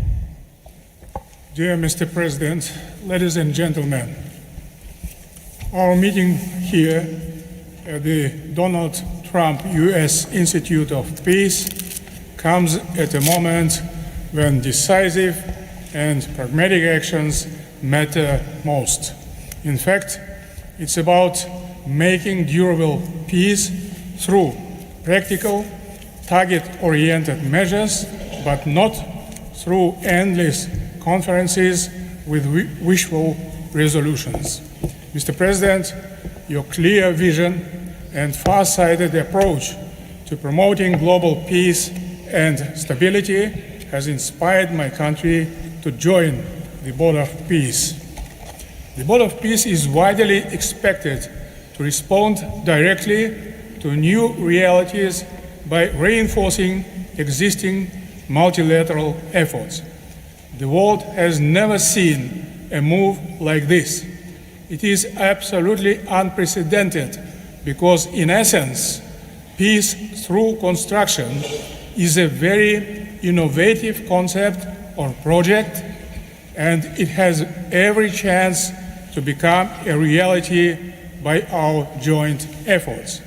Therefore, Mr. President, I acknowledge and accept your conviction that lasting peace must be built on concrete actions. As our first step, we are ready to contribute a significant amount of cash finance directly to the Board of Peace without any delay.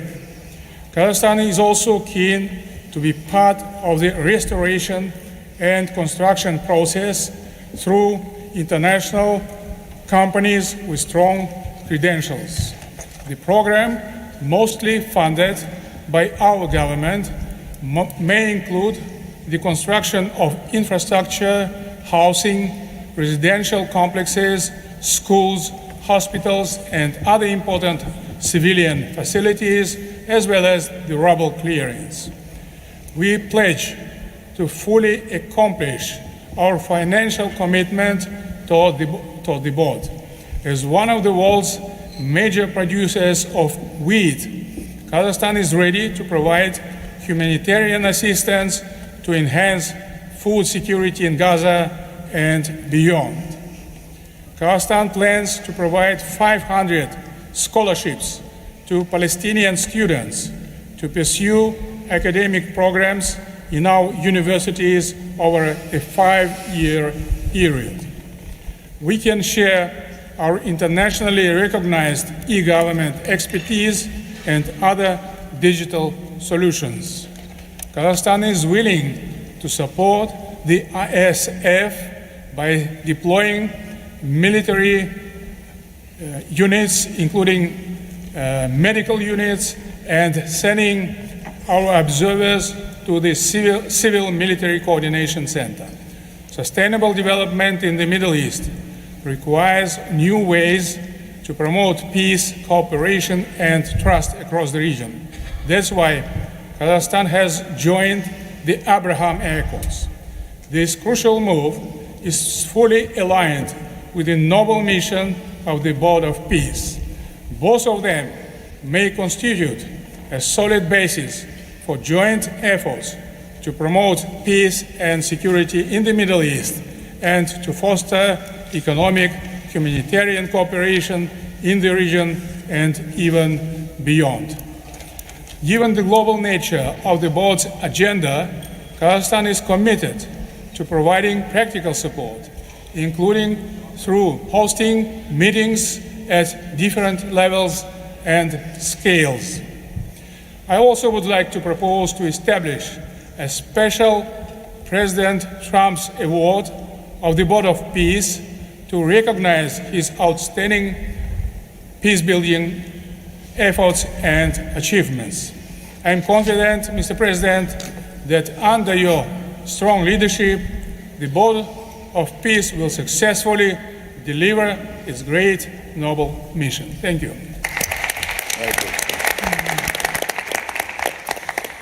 Next, the President of the Republic of Uzbekistan. Уважаемый господин президент Трамп, ваше превосходительство, позвольте выразить искреннюю признательность президенту Соединенных Штатов Америки Дональду Трампу за созыв инаугурационного заседания Совета. Несомненно, сегодняшний саммит – это результат политической воли и прагматизма президента Трампа. Узбекистан поддержал миротворческую инициативу о создании Совета мира и твердо заявил о намерении принять практическое участие в ее успешной реализации. Убежден, что работа Совета позволит сформировать благоприятную обстановку для экономического и социального восстановления сектора Газа. При этом любой механизм внешнего управления должен непременно опираться на внутреннюю поддержку населения сектора.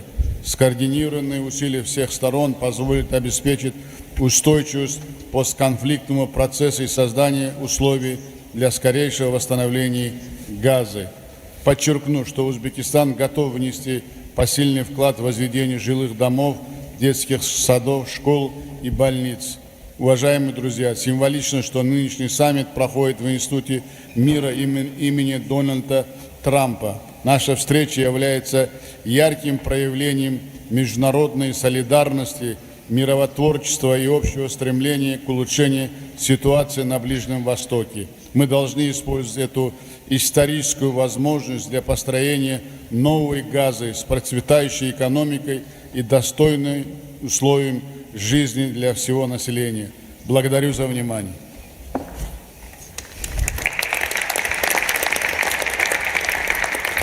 The President of the Republic of Indonesia.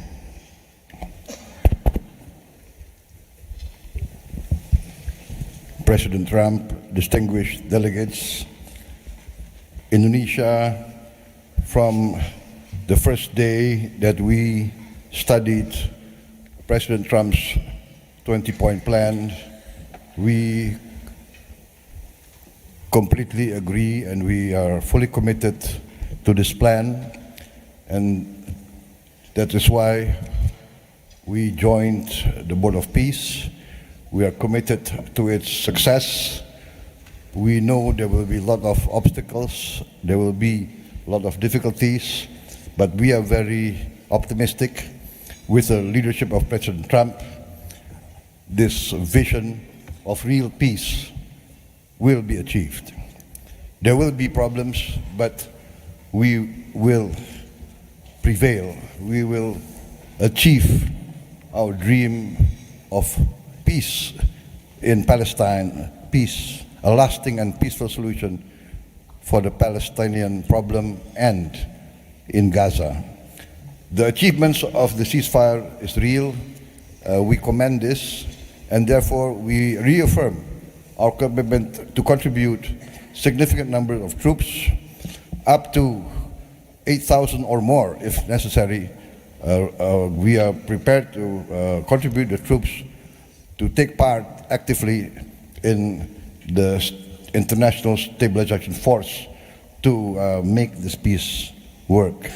Thank you very much.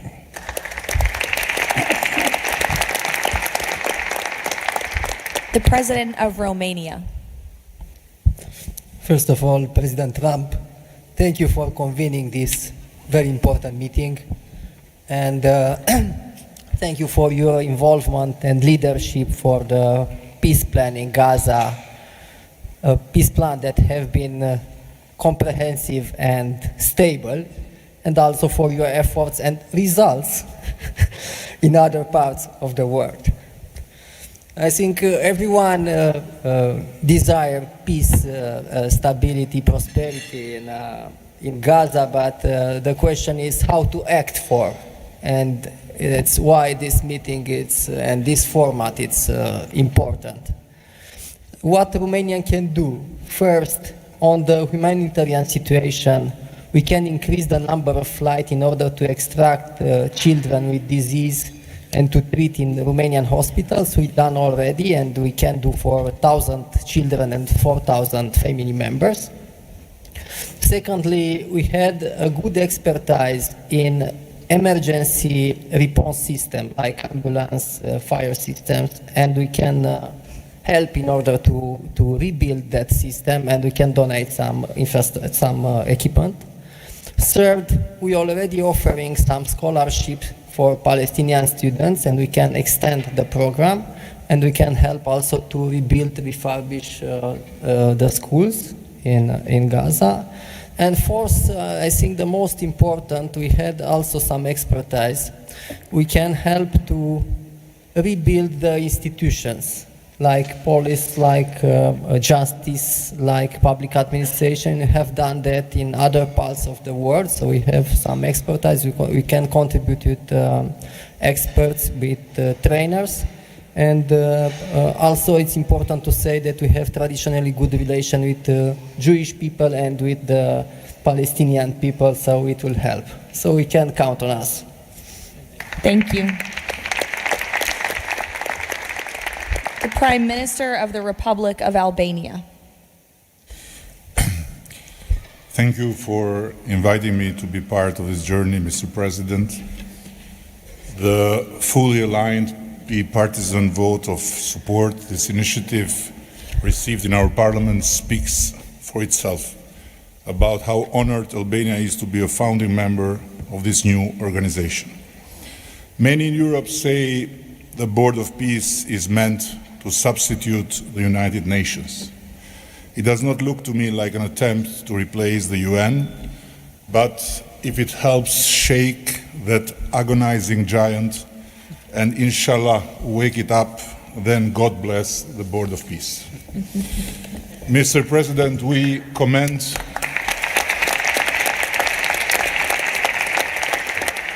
commend your decisive role in bringing a halt to the heartbreaking conflict in Gaza, and Albania has confirmed its participation in the stabilization force with our troops.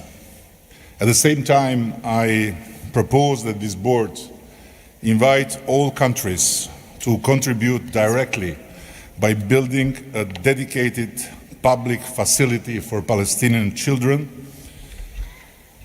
And in doing so, the world would help the children of Gaza, who are the most innocent hostages of the lunacy of Hamas, to grow within the tangible presence of the largest chain of hands humanity has ever joined together. By not only putting the money, but bringing their own architects in this, so the world will transform an wound of history into an oasis of hope, where compassion takes concrete form and the future is shaped around those who deserve it most, the next generations of Palestinians. Albania will be privileged to stand in that chain. Allow me very briefly to draw your attention to another open conflict closer to home, where President Trump's leadership during his first term brought Kosovo and Serbia closer than ever to a final peace agreement. The president of Kosovo was then brutally prevented from traveling to the White House to sign that agreement in the presence of President Trump. And this was the doing of the very same Sicario prosecutor that went after President Trump himself, and for that became worldwide famous.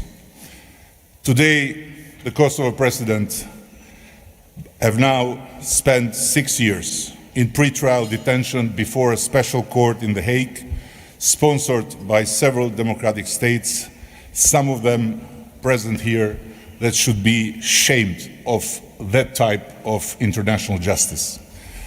Just last week, Mr. President, another prosecutor funded by this great country and its taxpayers requested 45 years of imprisonment for him, a request that sent shockwave of humiliation through an entire peace-seeking nation. At this moment, only a few months stand between a man who rose from resistance to ethnic cleansing to become a peacemaker and the potentially devastating outcome in a court that has so far failed at every step to uphold the standards of democratic justice. For the sake of God, Mr. President, let's do something before, as you say, very bad things might happen again.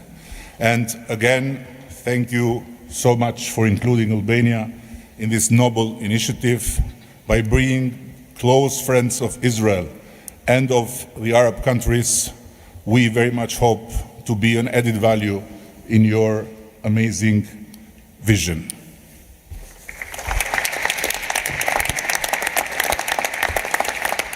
Next, the Prime Minister of Egypt. Your Excellency President Donald Trump, distinguished participants, I thank President Trump for convening this meeting. His Excellency's direct involvement and commitment to promoting peace in the region has been instrumental in achieving an end to the conflict in Gaza, which was previously considered unattainable. Egypt supports President Trump's vision to usher in a new era of peace and coexistence among the people of the region, in which the Palestinian people enjoy the rights to self-determination and statehood in accordance to relevant international resolutions. Egypt also appreciates President Trump's firm position on rejecting the annexation of the West Bank. Egypt supports the mandate of the Board of Peace as a principal framework for governing the transitional period in Gaza.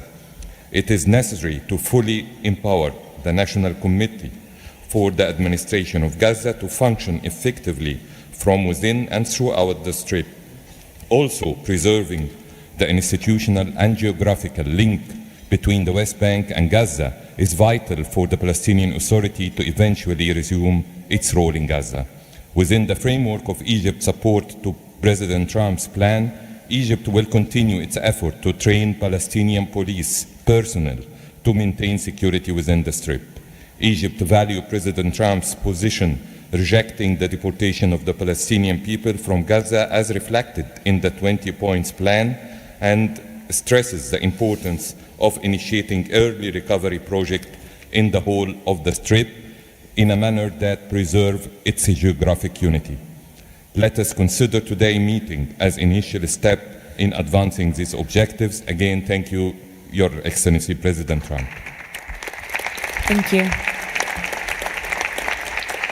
The Prime Minister of the State of Qatar. Thank you. Mr. President, distinguished members of the Board of Peace, thank you for convening this meeting under the banner of peace. Qatar reaffirms its commitment to the Board of Peace as it was committed to the very first day of the mediation efforts. From that day until the end, when we have witnessed in that historical moment in Sharm el-Sheikh the signing of this agreement together with our partners. For decades, this conflict has burdened our region and the world, and our responsibility remains to achieve a just and lasting resolution. The board, under the President Trump leadership, will advance the full implementation of the 20 points plan without delay, ensuring fairness and justice for both Palestinians and Israelis.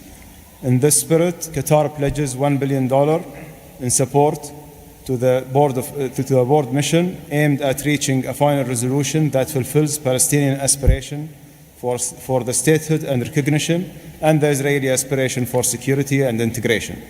We will also continue our humanitarian coordination together with our UN partners and the Board of Peace. Thank you very much. Thank you. The Deputy Prime Minister and Foreign Minister of the UAE. Mr. President, thank you for gathering us today. I really hope that the beginning of Ramadan will give us all guidance towards peace, coexistence, and living in prosperity with each other.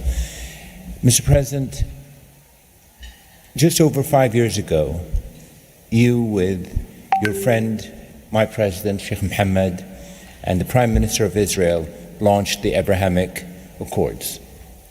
And since then, we've managed not only to work with you, with Israel, towards a better future for the region, but even when October 7th took place, the UAE managed to work with Israel in providing, since the war started, almost $3 billion of assistance to the Palestinian people in Gaza. Today, Mr. President, the UAE announces a further $1.2 billion for supporting Gaza through the Board of Peace, which I'm delighted that I've been working with so many friends like Steve and Jared, Secretary Rubio, who's been so inspiring in so many other ways, on so many other fronts, and looking forward working with him for in the future. And Mr. President, if it wasn't for your support, I think this board would not have been gathered. We would not have had the meeting in New York to end this war, when you gathered 8 leaders of the region to end this war. So, Mr. President, during Ramadan, we pray for your success. Thank you. Thank you. The Minister of Foreign Affairs of the Kingdom of Morocco. Thank you. Mr. President, His Majesty King Mohammed VI welcomes and supports your vision and leadership to foster peace and prosperity around the world, and in particular in the Middle East. Thanks to your peace plan for Gaza, a ceasefire was achieved, a tragic war was ended, lives were saved, and a pragmatic and forward-looking approach to rebuild Gaza was crafted. Today, as a committed founding member of the Board of Peace and upon instructions of His Majesty King Mohammed VI, Morocco is pledging the following in honor of the President Trump's visionary peacemaking. 1. Morocco has already made the first ever financial contribution to the Board of Peace. 2. Morocco is ready to deploy police officers and train policemen from Gaza. 3. Morocco will deploy high-ranking military officers to ISF Joint Military Command. 4. Morocco will deploy a military field hospital. 5. Morocco is ready to lead a de-radicalization program to fight hate speech and promote tolerance and coexistence. To conclude, allow me, Mr. President, to briefly highlight 4 elements. The conditions set in Phase 2 of the 20-point plan should be met for the success of our action. Preserving stability in the West Bank is crucial. The Palestinian ownership is important through legitimate institutions. Lastly, you are, Mr. President, the only leader able to bring peace to the Middle East. We hope that the stabilization of Gaza will help launching a global and genuine peace process based on the two-state solution. Thank you. Thank you. The Minister of Foreign Affairs of the Republic of Turkey. Mr. President, distinguished participants, after 2 years of immense suffering, ceasefire in Gaza has been achieved thanks to President Trump's personal engagement and our collective efforts. Yet the humanitarian situation remains fragile and ceasefire violations continue to occur. A prompt, coordinated and effective response is therefore essential. President Erdogan remains fully committed to Gaza's security, stabilization and recovery. Turkey has already been providing immense amount of humanitarian assistance to Gaza. We can also contribute meaningfully to the rehabilitation of health and education sectors as well as the training of the police force. In addition, we are prepared to provide troops to the International Stabilization Force. Mr. President, Turkey will continue to support your efforts towards a just and lasting peace. We remain convinced that the foundation of such peace is the two-state solution. Let us work towards that objective for the benefit of all peoples of the region. Thank you. The Minister of Foreign Affairs of the State of Kuwait. I'll be delivering my statement in Arabic. فخامة الرئيس دونالد ترامب رئيس الولايات المتحدة الأمريكية صديقة رئيس مجلس السلام أصحاب الجلالة والفخامة والسمو والمعالي الحضور الكريم السلام عليكم ورحمة الله وبركاته. أود أنقل لكم تحيات حضرة صاحب السمو الشيخ مشعل أحمد الجابر الصباح حفظه الله ورعاه أمير دولة الكويت وتمنيات سموه بالتوفيق والنجاح لأعمال هذا المجلس.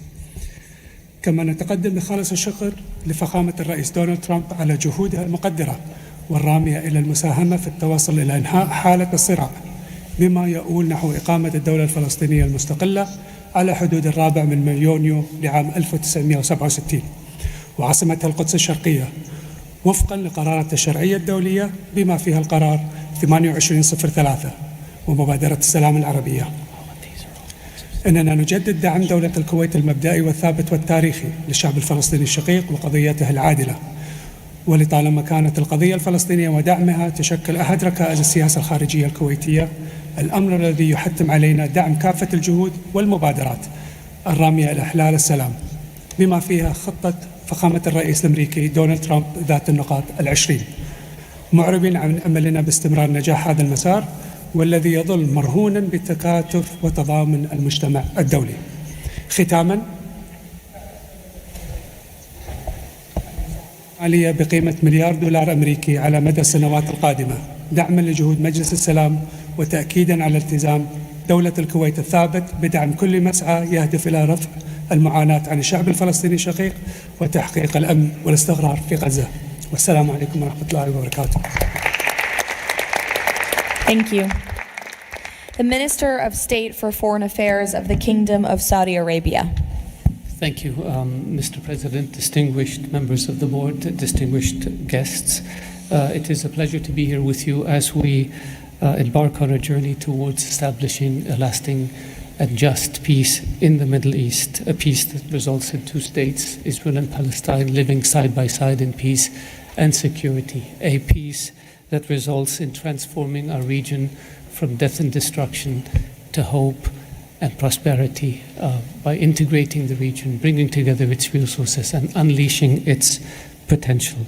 The Kingdom of Saudi Arabia, Mr. President, has been seeking peace and justice in the Middle East for a very long time. In 1981, King Fahd offered the 8-point plan, which was adopted by the Arab world at the summit in Fez, that essentially established or reconfirmed the notion of land for peace. In 2002, Saudi Arabia, the late King Abdullah, launched the Arab Peace Initiative, which was adopted by the Arab world unanimously, as well as by the Islamic world. Today, the custodian of the two Holy Mosques, King Salman bin Abdulaziz, and His Royal Highness Crown Prince Prime Minister Mohammed bin Salman are working towards realizing a vision for peace and prosperity and security and integration in our region. So, Mr. President, we look forward to working with the Board of Peace to establish this noble objective, and I'm pleased to announce that the Kingdom of Saudi Arabia will pledge $1 billion over the next few years in order to achieve this objective, to work towards alleviating the suffering of our Palestinian brothers and bring them the peace that they and the whole region so desperately desires. So thank you very much and good luck to all of us. Wassalamu alaikum wa rahmatullah.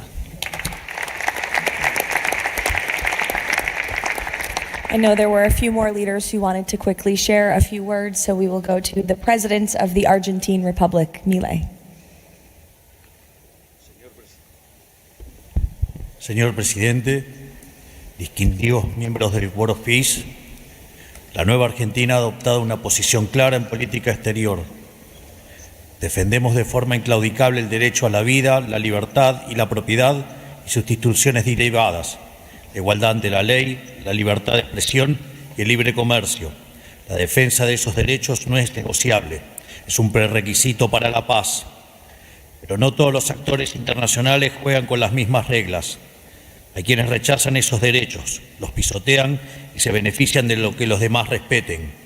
Frente a ellos, la buena voluntad no alcanza. Necesitamos instituciones con voluntad y capacidad de hacer valer las reglas. La paz duradera no se construye sobre consensos que ceden en lo fundamental. Se construye sobre la determinación de defenderlo. Si vis pacem, para bellum. La Argentina participa de este Consejo con la convicción de que la paz exige decisión política y una arquitectura institucional capaz de sostener soluciones reales en el tiempo. El presidente Trump ha predicado con el ejemplo, mediando el acuerdo de paz en Gaza, acuerdo que luego ratificó la resolución 2803 del Consejo de Seguridad de las Naciones Unidas. El Consejo de la Paz nace como expresión de ese liderazgo, con el mandato de ejecutar un plan de pacificación y reconstrucción, y los mecanismos para hacerlo, entre ellos una fuerza internacional de estabilización. En esta etapa inicial, Argentina está lista para contribuir. Ponemos a disposición la colaboración de nuestros cascos blancos. Nuestra trayectoria en operaciones de paz es un capital probado que ponemos al servicio de la fuerza de estabilización. Creemos en una diplomacia que asume riesgos para alcanzar la paz. Creemos en el liderazgo que enfrenta desafíos complejos con determinación, como el del presidente Trump. Y creemos que la única paz que vale la pena construir es la que descansa sobre los derechos innegociables del hombre. El Consejo de la Paz ofrece un marco para avanzar en esa dirección. La Argentina lo respalda. Muchas gracias. Thank you. The Prime Minister of Hungary, Mr. Orbán. Dear Mr. President, Excellencies, dear colleagues, first of all, let me express the appreciation of the Hungarian people to President Trump for his tireless peace efforts all around the world. Hungary is the only country to be represented here on the highest level among the founding members from the European Union. I represent a country which has been living in the neighborhood of a brutal war for the last 4 years. We all know this war would not have broken out if President Trump had been in office at that time. However, President Trump's return to office offers a great chance to multiply the peace efforts not only in Gaza, but in Ukraine as well. We in Europe understand clearly that the security situation in the Middle East, and especially in Gaza, has a significant impact on the security of Europe. Therefore, our participation in the Board of Peace is not only based on principle, but also on our own security interest. Let me also share with you that there is serious talks going on in Europe about the Board of Peace and its future role. We understand that during the recent decades, international organizations have failed to fulfill their role to preserve peace and stability worldwide. Therefore, new initiatives are needed to bring forward the issue of peace globally. We are sure that President Trump's initiative to establish the Board of Peace is such a step to the right direction. President, we are proud to be among the founding members, and we are happy to be in such a great company. Thank you very much. Thank you. President Peña of Paraguay, who tapped my shoulder, wants to say a few words. Yes, thank you, Caroline. Thank you, President Trump. Thank you for bringing hope again, President Trump. I think that of the many things that you have achieved in the last 12 months as President of the U.S., I think the greatest thing, and I'm probably the youngest head of state here, is hope, President. We have lost hope about solving problems for many, many decades. A system that was broken, a system that was not able to bring solutions. Now we're seeing that thanks from your leadership, we are solving the issues. I come from a country that 160 years ago faced extinction. We went to a war against our neighbor and we lost 60% of our territory and 90% of the male population. So we know on our own flesh the hardship and all the difficulties of war. That's why Paraguay is so proud to be a founding member of the Board of Peace, and we're here to collaborate. Maybe we are not going to be the country that's going to bring the more money or the more security forces, but I think that there is a lot that all of the countries can bring to the table to solve these issues. Paraguay, together with a handful of countries, have been supporting Israel, and we will continue to do so. But we come here with an open heart to work for peace. And today is Gaza, tomorrow will be another conflict area in the world, but we need to solve each of all these conflicts, and I really appreciate the leadership that you have taken, President. Paraguay stand ready to collaborate next to you. We're going to continue to support the U.S. initiative. Probably the only day that we're not going to be able to support the USA is going to be on June 12th, because Paraguay is going to be facing the U.S. in the World Cup. Thank you very much. Thank you. The Minister of Foreign Affairs of the State of Israel, please. Thank you. President Trump, this is an important day. Your historic actions have proven time and again. You are a leader who takes initiative, forges new paths, and works toward a better future for the entire world. Your visionary leadership, alongside with Prime Minister Netanyahu's resolve, brought all our hostages home from Gaza. Thank you for that. I'm proud to represent here the State of Israel that stood through such a difficult war for 2 years on 7 different fronts, demonstrating resilience and strength. As I stand here, I recall the 925 brave soldiers that gave their lives in a war against pure evil, Hamas, Islamic Jihad, and Hezbollah. These are the best people. To them, we owe our existence and all our achievements. They will not be forgotten. I think of them and their families who paid the heaviest price. Since Hamas violently took over Gaza in 2007, it built the largest terror state in the world with huge terror infrastructure above and below ground. October 7 was the peak of Hamas' ongoing terror campaign through decades. Hamas raped and murdered women, killed children in front of their parents and parents in front of their children, burned whole families alive. That terrible day will not be forgotten, and we must act to ensure it never repeats itself. Distinguished leaders, all previous plans for Gaza failed because they never addressed the core issues: terror, hate, incitement, and indoctrination. At the heart of President Trump's comprehensive plan are the disarmament of Hamas and Islamic Jihad, demilitarization of Gaza Strip, and de-radicalization of Palestinian society there. It's the first plan to address the root of the problem. We support it and are working and will work toward its success. As Mr. Maladanov emphasized, Hamas must be disarmed. That includes all its weapons, its terror infrastructure, underground tunnel network, and weapons production facilities must all be dismantled. As the plan emphasized, there must be a fundamental de-radicalization process.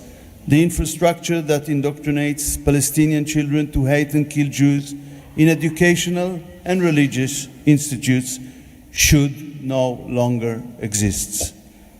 All those are important not only for the Israelis.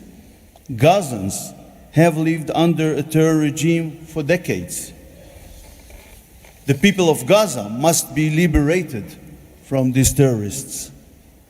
I want to make this opportunity to wish Muslims around the world Ramadan Kareem. Distinguished leaders, President Trump's visionary leadership creates, for the first time, an opportunity for a better future. On behalf of Israel, I say thank you, Mr. Trump. Thank you for your leadership. Thank you. Lastly, the Prime Minister of Pakistan.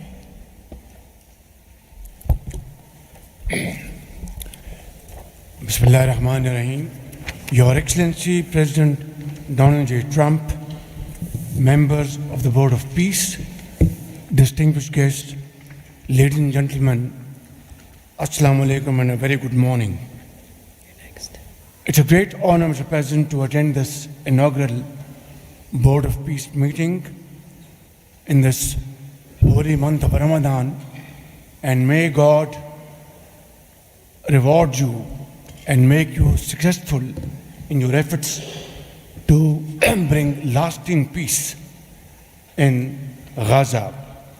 Mr. President, we deeply appreciate your unique initiative and your dynamic leadership in advancing peaceful solutions to conflicts across the globe. Your bold diplomacy has surely brought calm to many international serious hotspots. Your timely and very effective intervention to achieve ceasefire between India and Pakistan potentially averted loss of tens of millions of people. You have truly proved to be a man of peace. And let me say, Mr. President, you are truly savior of South Asia. The people of Palestine have long endured illegal occupation and immense suffering.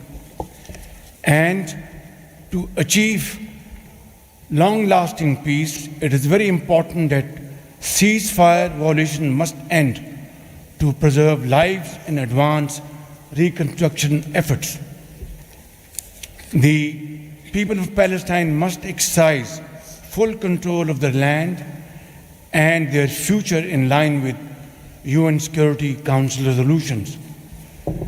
Mr. President, we must work together towards a credible pathway to Palestinian self-determination through the establishment of an independent, sovereign, and contiguous state of Palestine in line with the relevant resolutions. Mr. President, we hope that under your visionary and dynamic leadership, we will ensure a just and lasting resolution to the issue of Palestine. And today is a day which will mark a place in the annals of history that through your efforts, through your untiring support and great efforts, long-lasting peace in Gaza will be achieved, will be your legacy for all time to come. Thank you.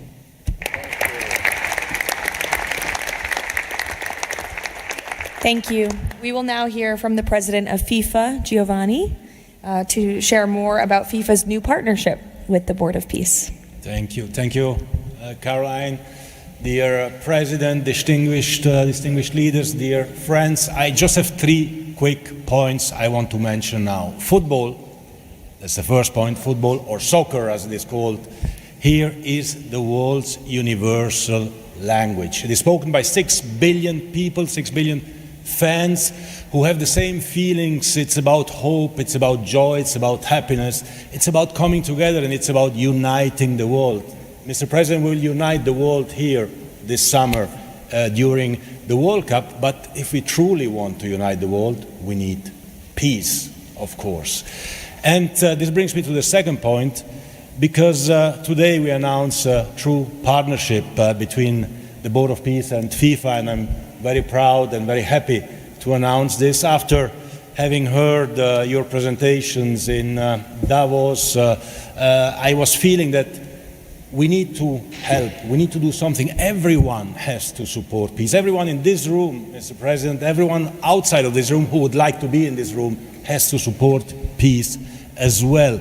We all have to contribute for this, and that's why FIFA wants to contribute, because we don't have to just rebuild houses or schools or hospital or roads. We also have to rebuild and build people, emotion, hope and trust. And this is what football, my sport, is about. And the third point is that, of course, as you all know, images speak louder and better than words. So we prepared a short video, and you can watch this video. I invite you to look at it carefully.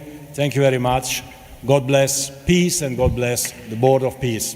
Ramadan Kareem. Thank you.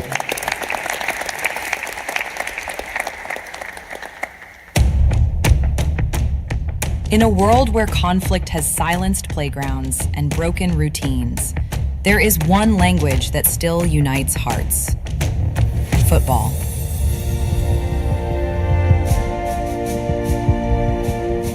A simple ball, a shared field, a reason to believe again.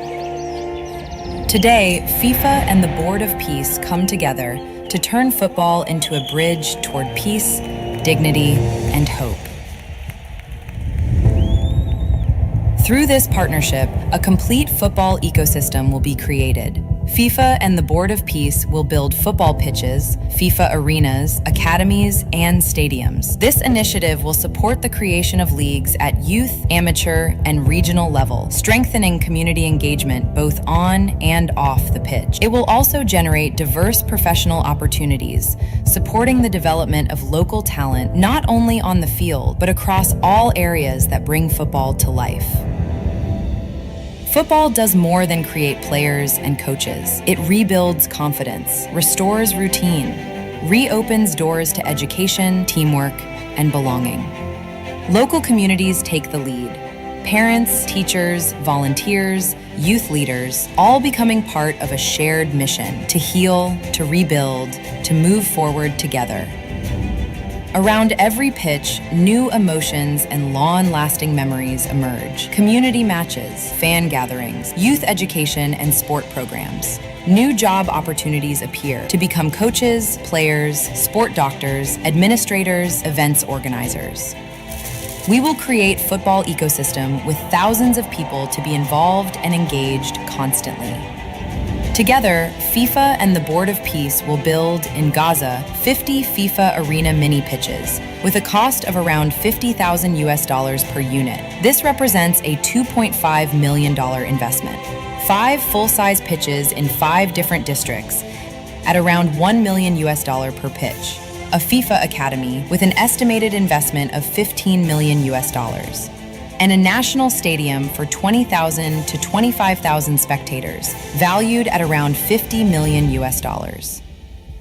These investments will create a complete football ecosystem designed to support communities and future generations. FIFA and the Board of Peace, united for football, committed to peace.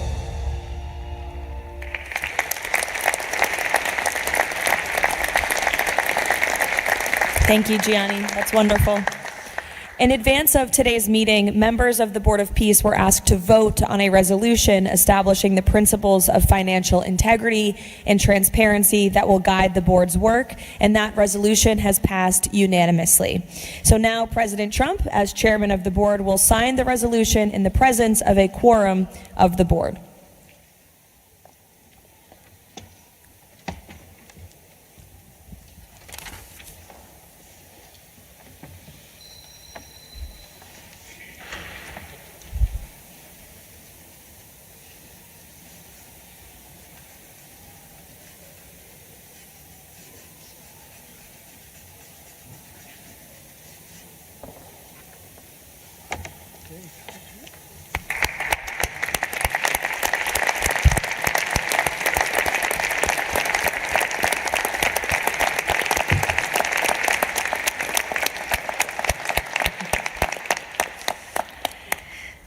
Now, while this is not a fundraiser, the Board of Peace has already inspired remarkable support from so many on this stage. As President Trump announced earlier, total pledges exceed $6.5 billion in relief and rebuilding in Gaza, and thousands of personnel have been committed to help preserve the ceasefire and secure enduring peace. I would like to ask the heads of the following delegations to join President Trump on stage as he signs the fundraising pledges: Albania, Azerbaijan, Bahrain, Egypt, Indonesia, Jordan, Kazakhstan, Kosovo, Kuwait, Morocco, Qatar, Saudi Arabia, the UAE, and Uzbekistan. Please join the President as he signs the fundraising pledges.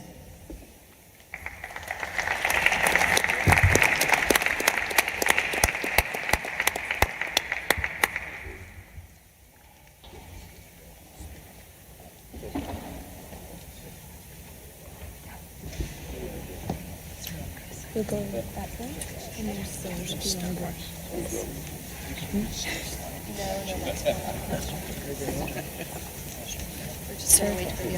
No, You'll go this way.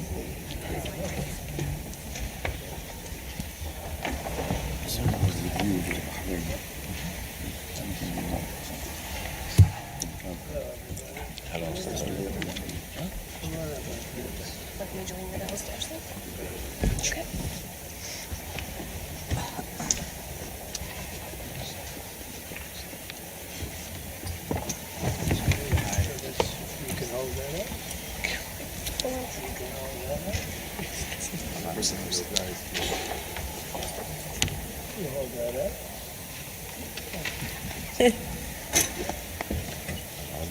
Sure. All right.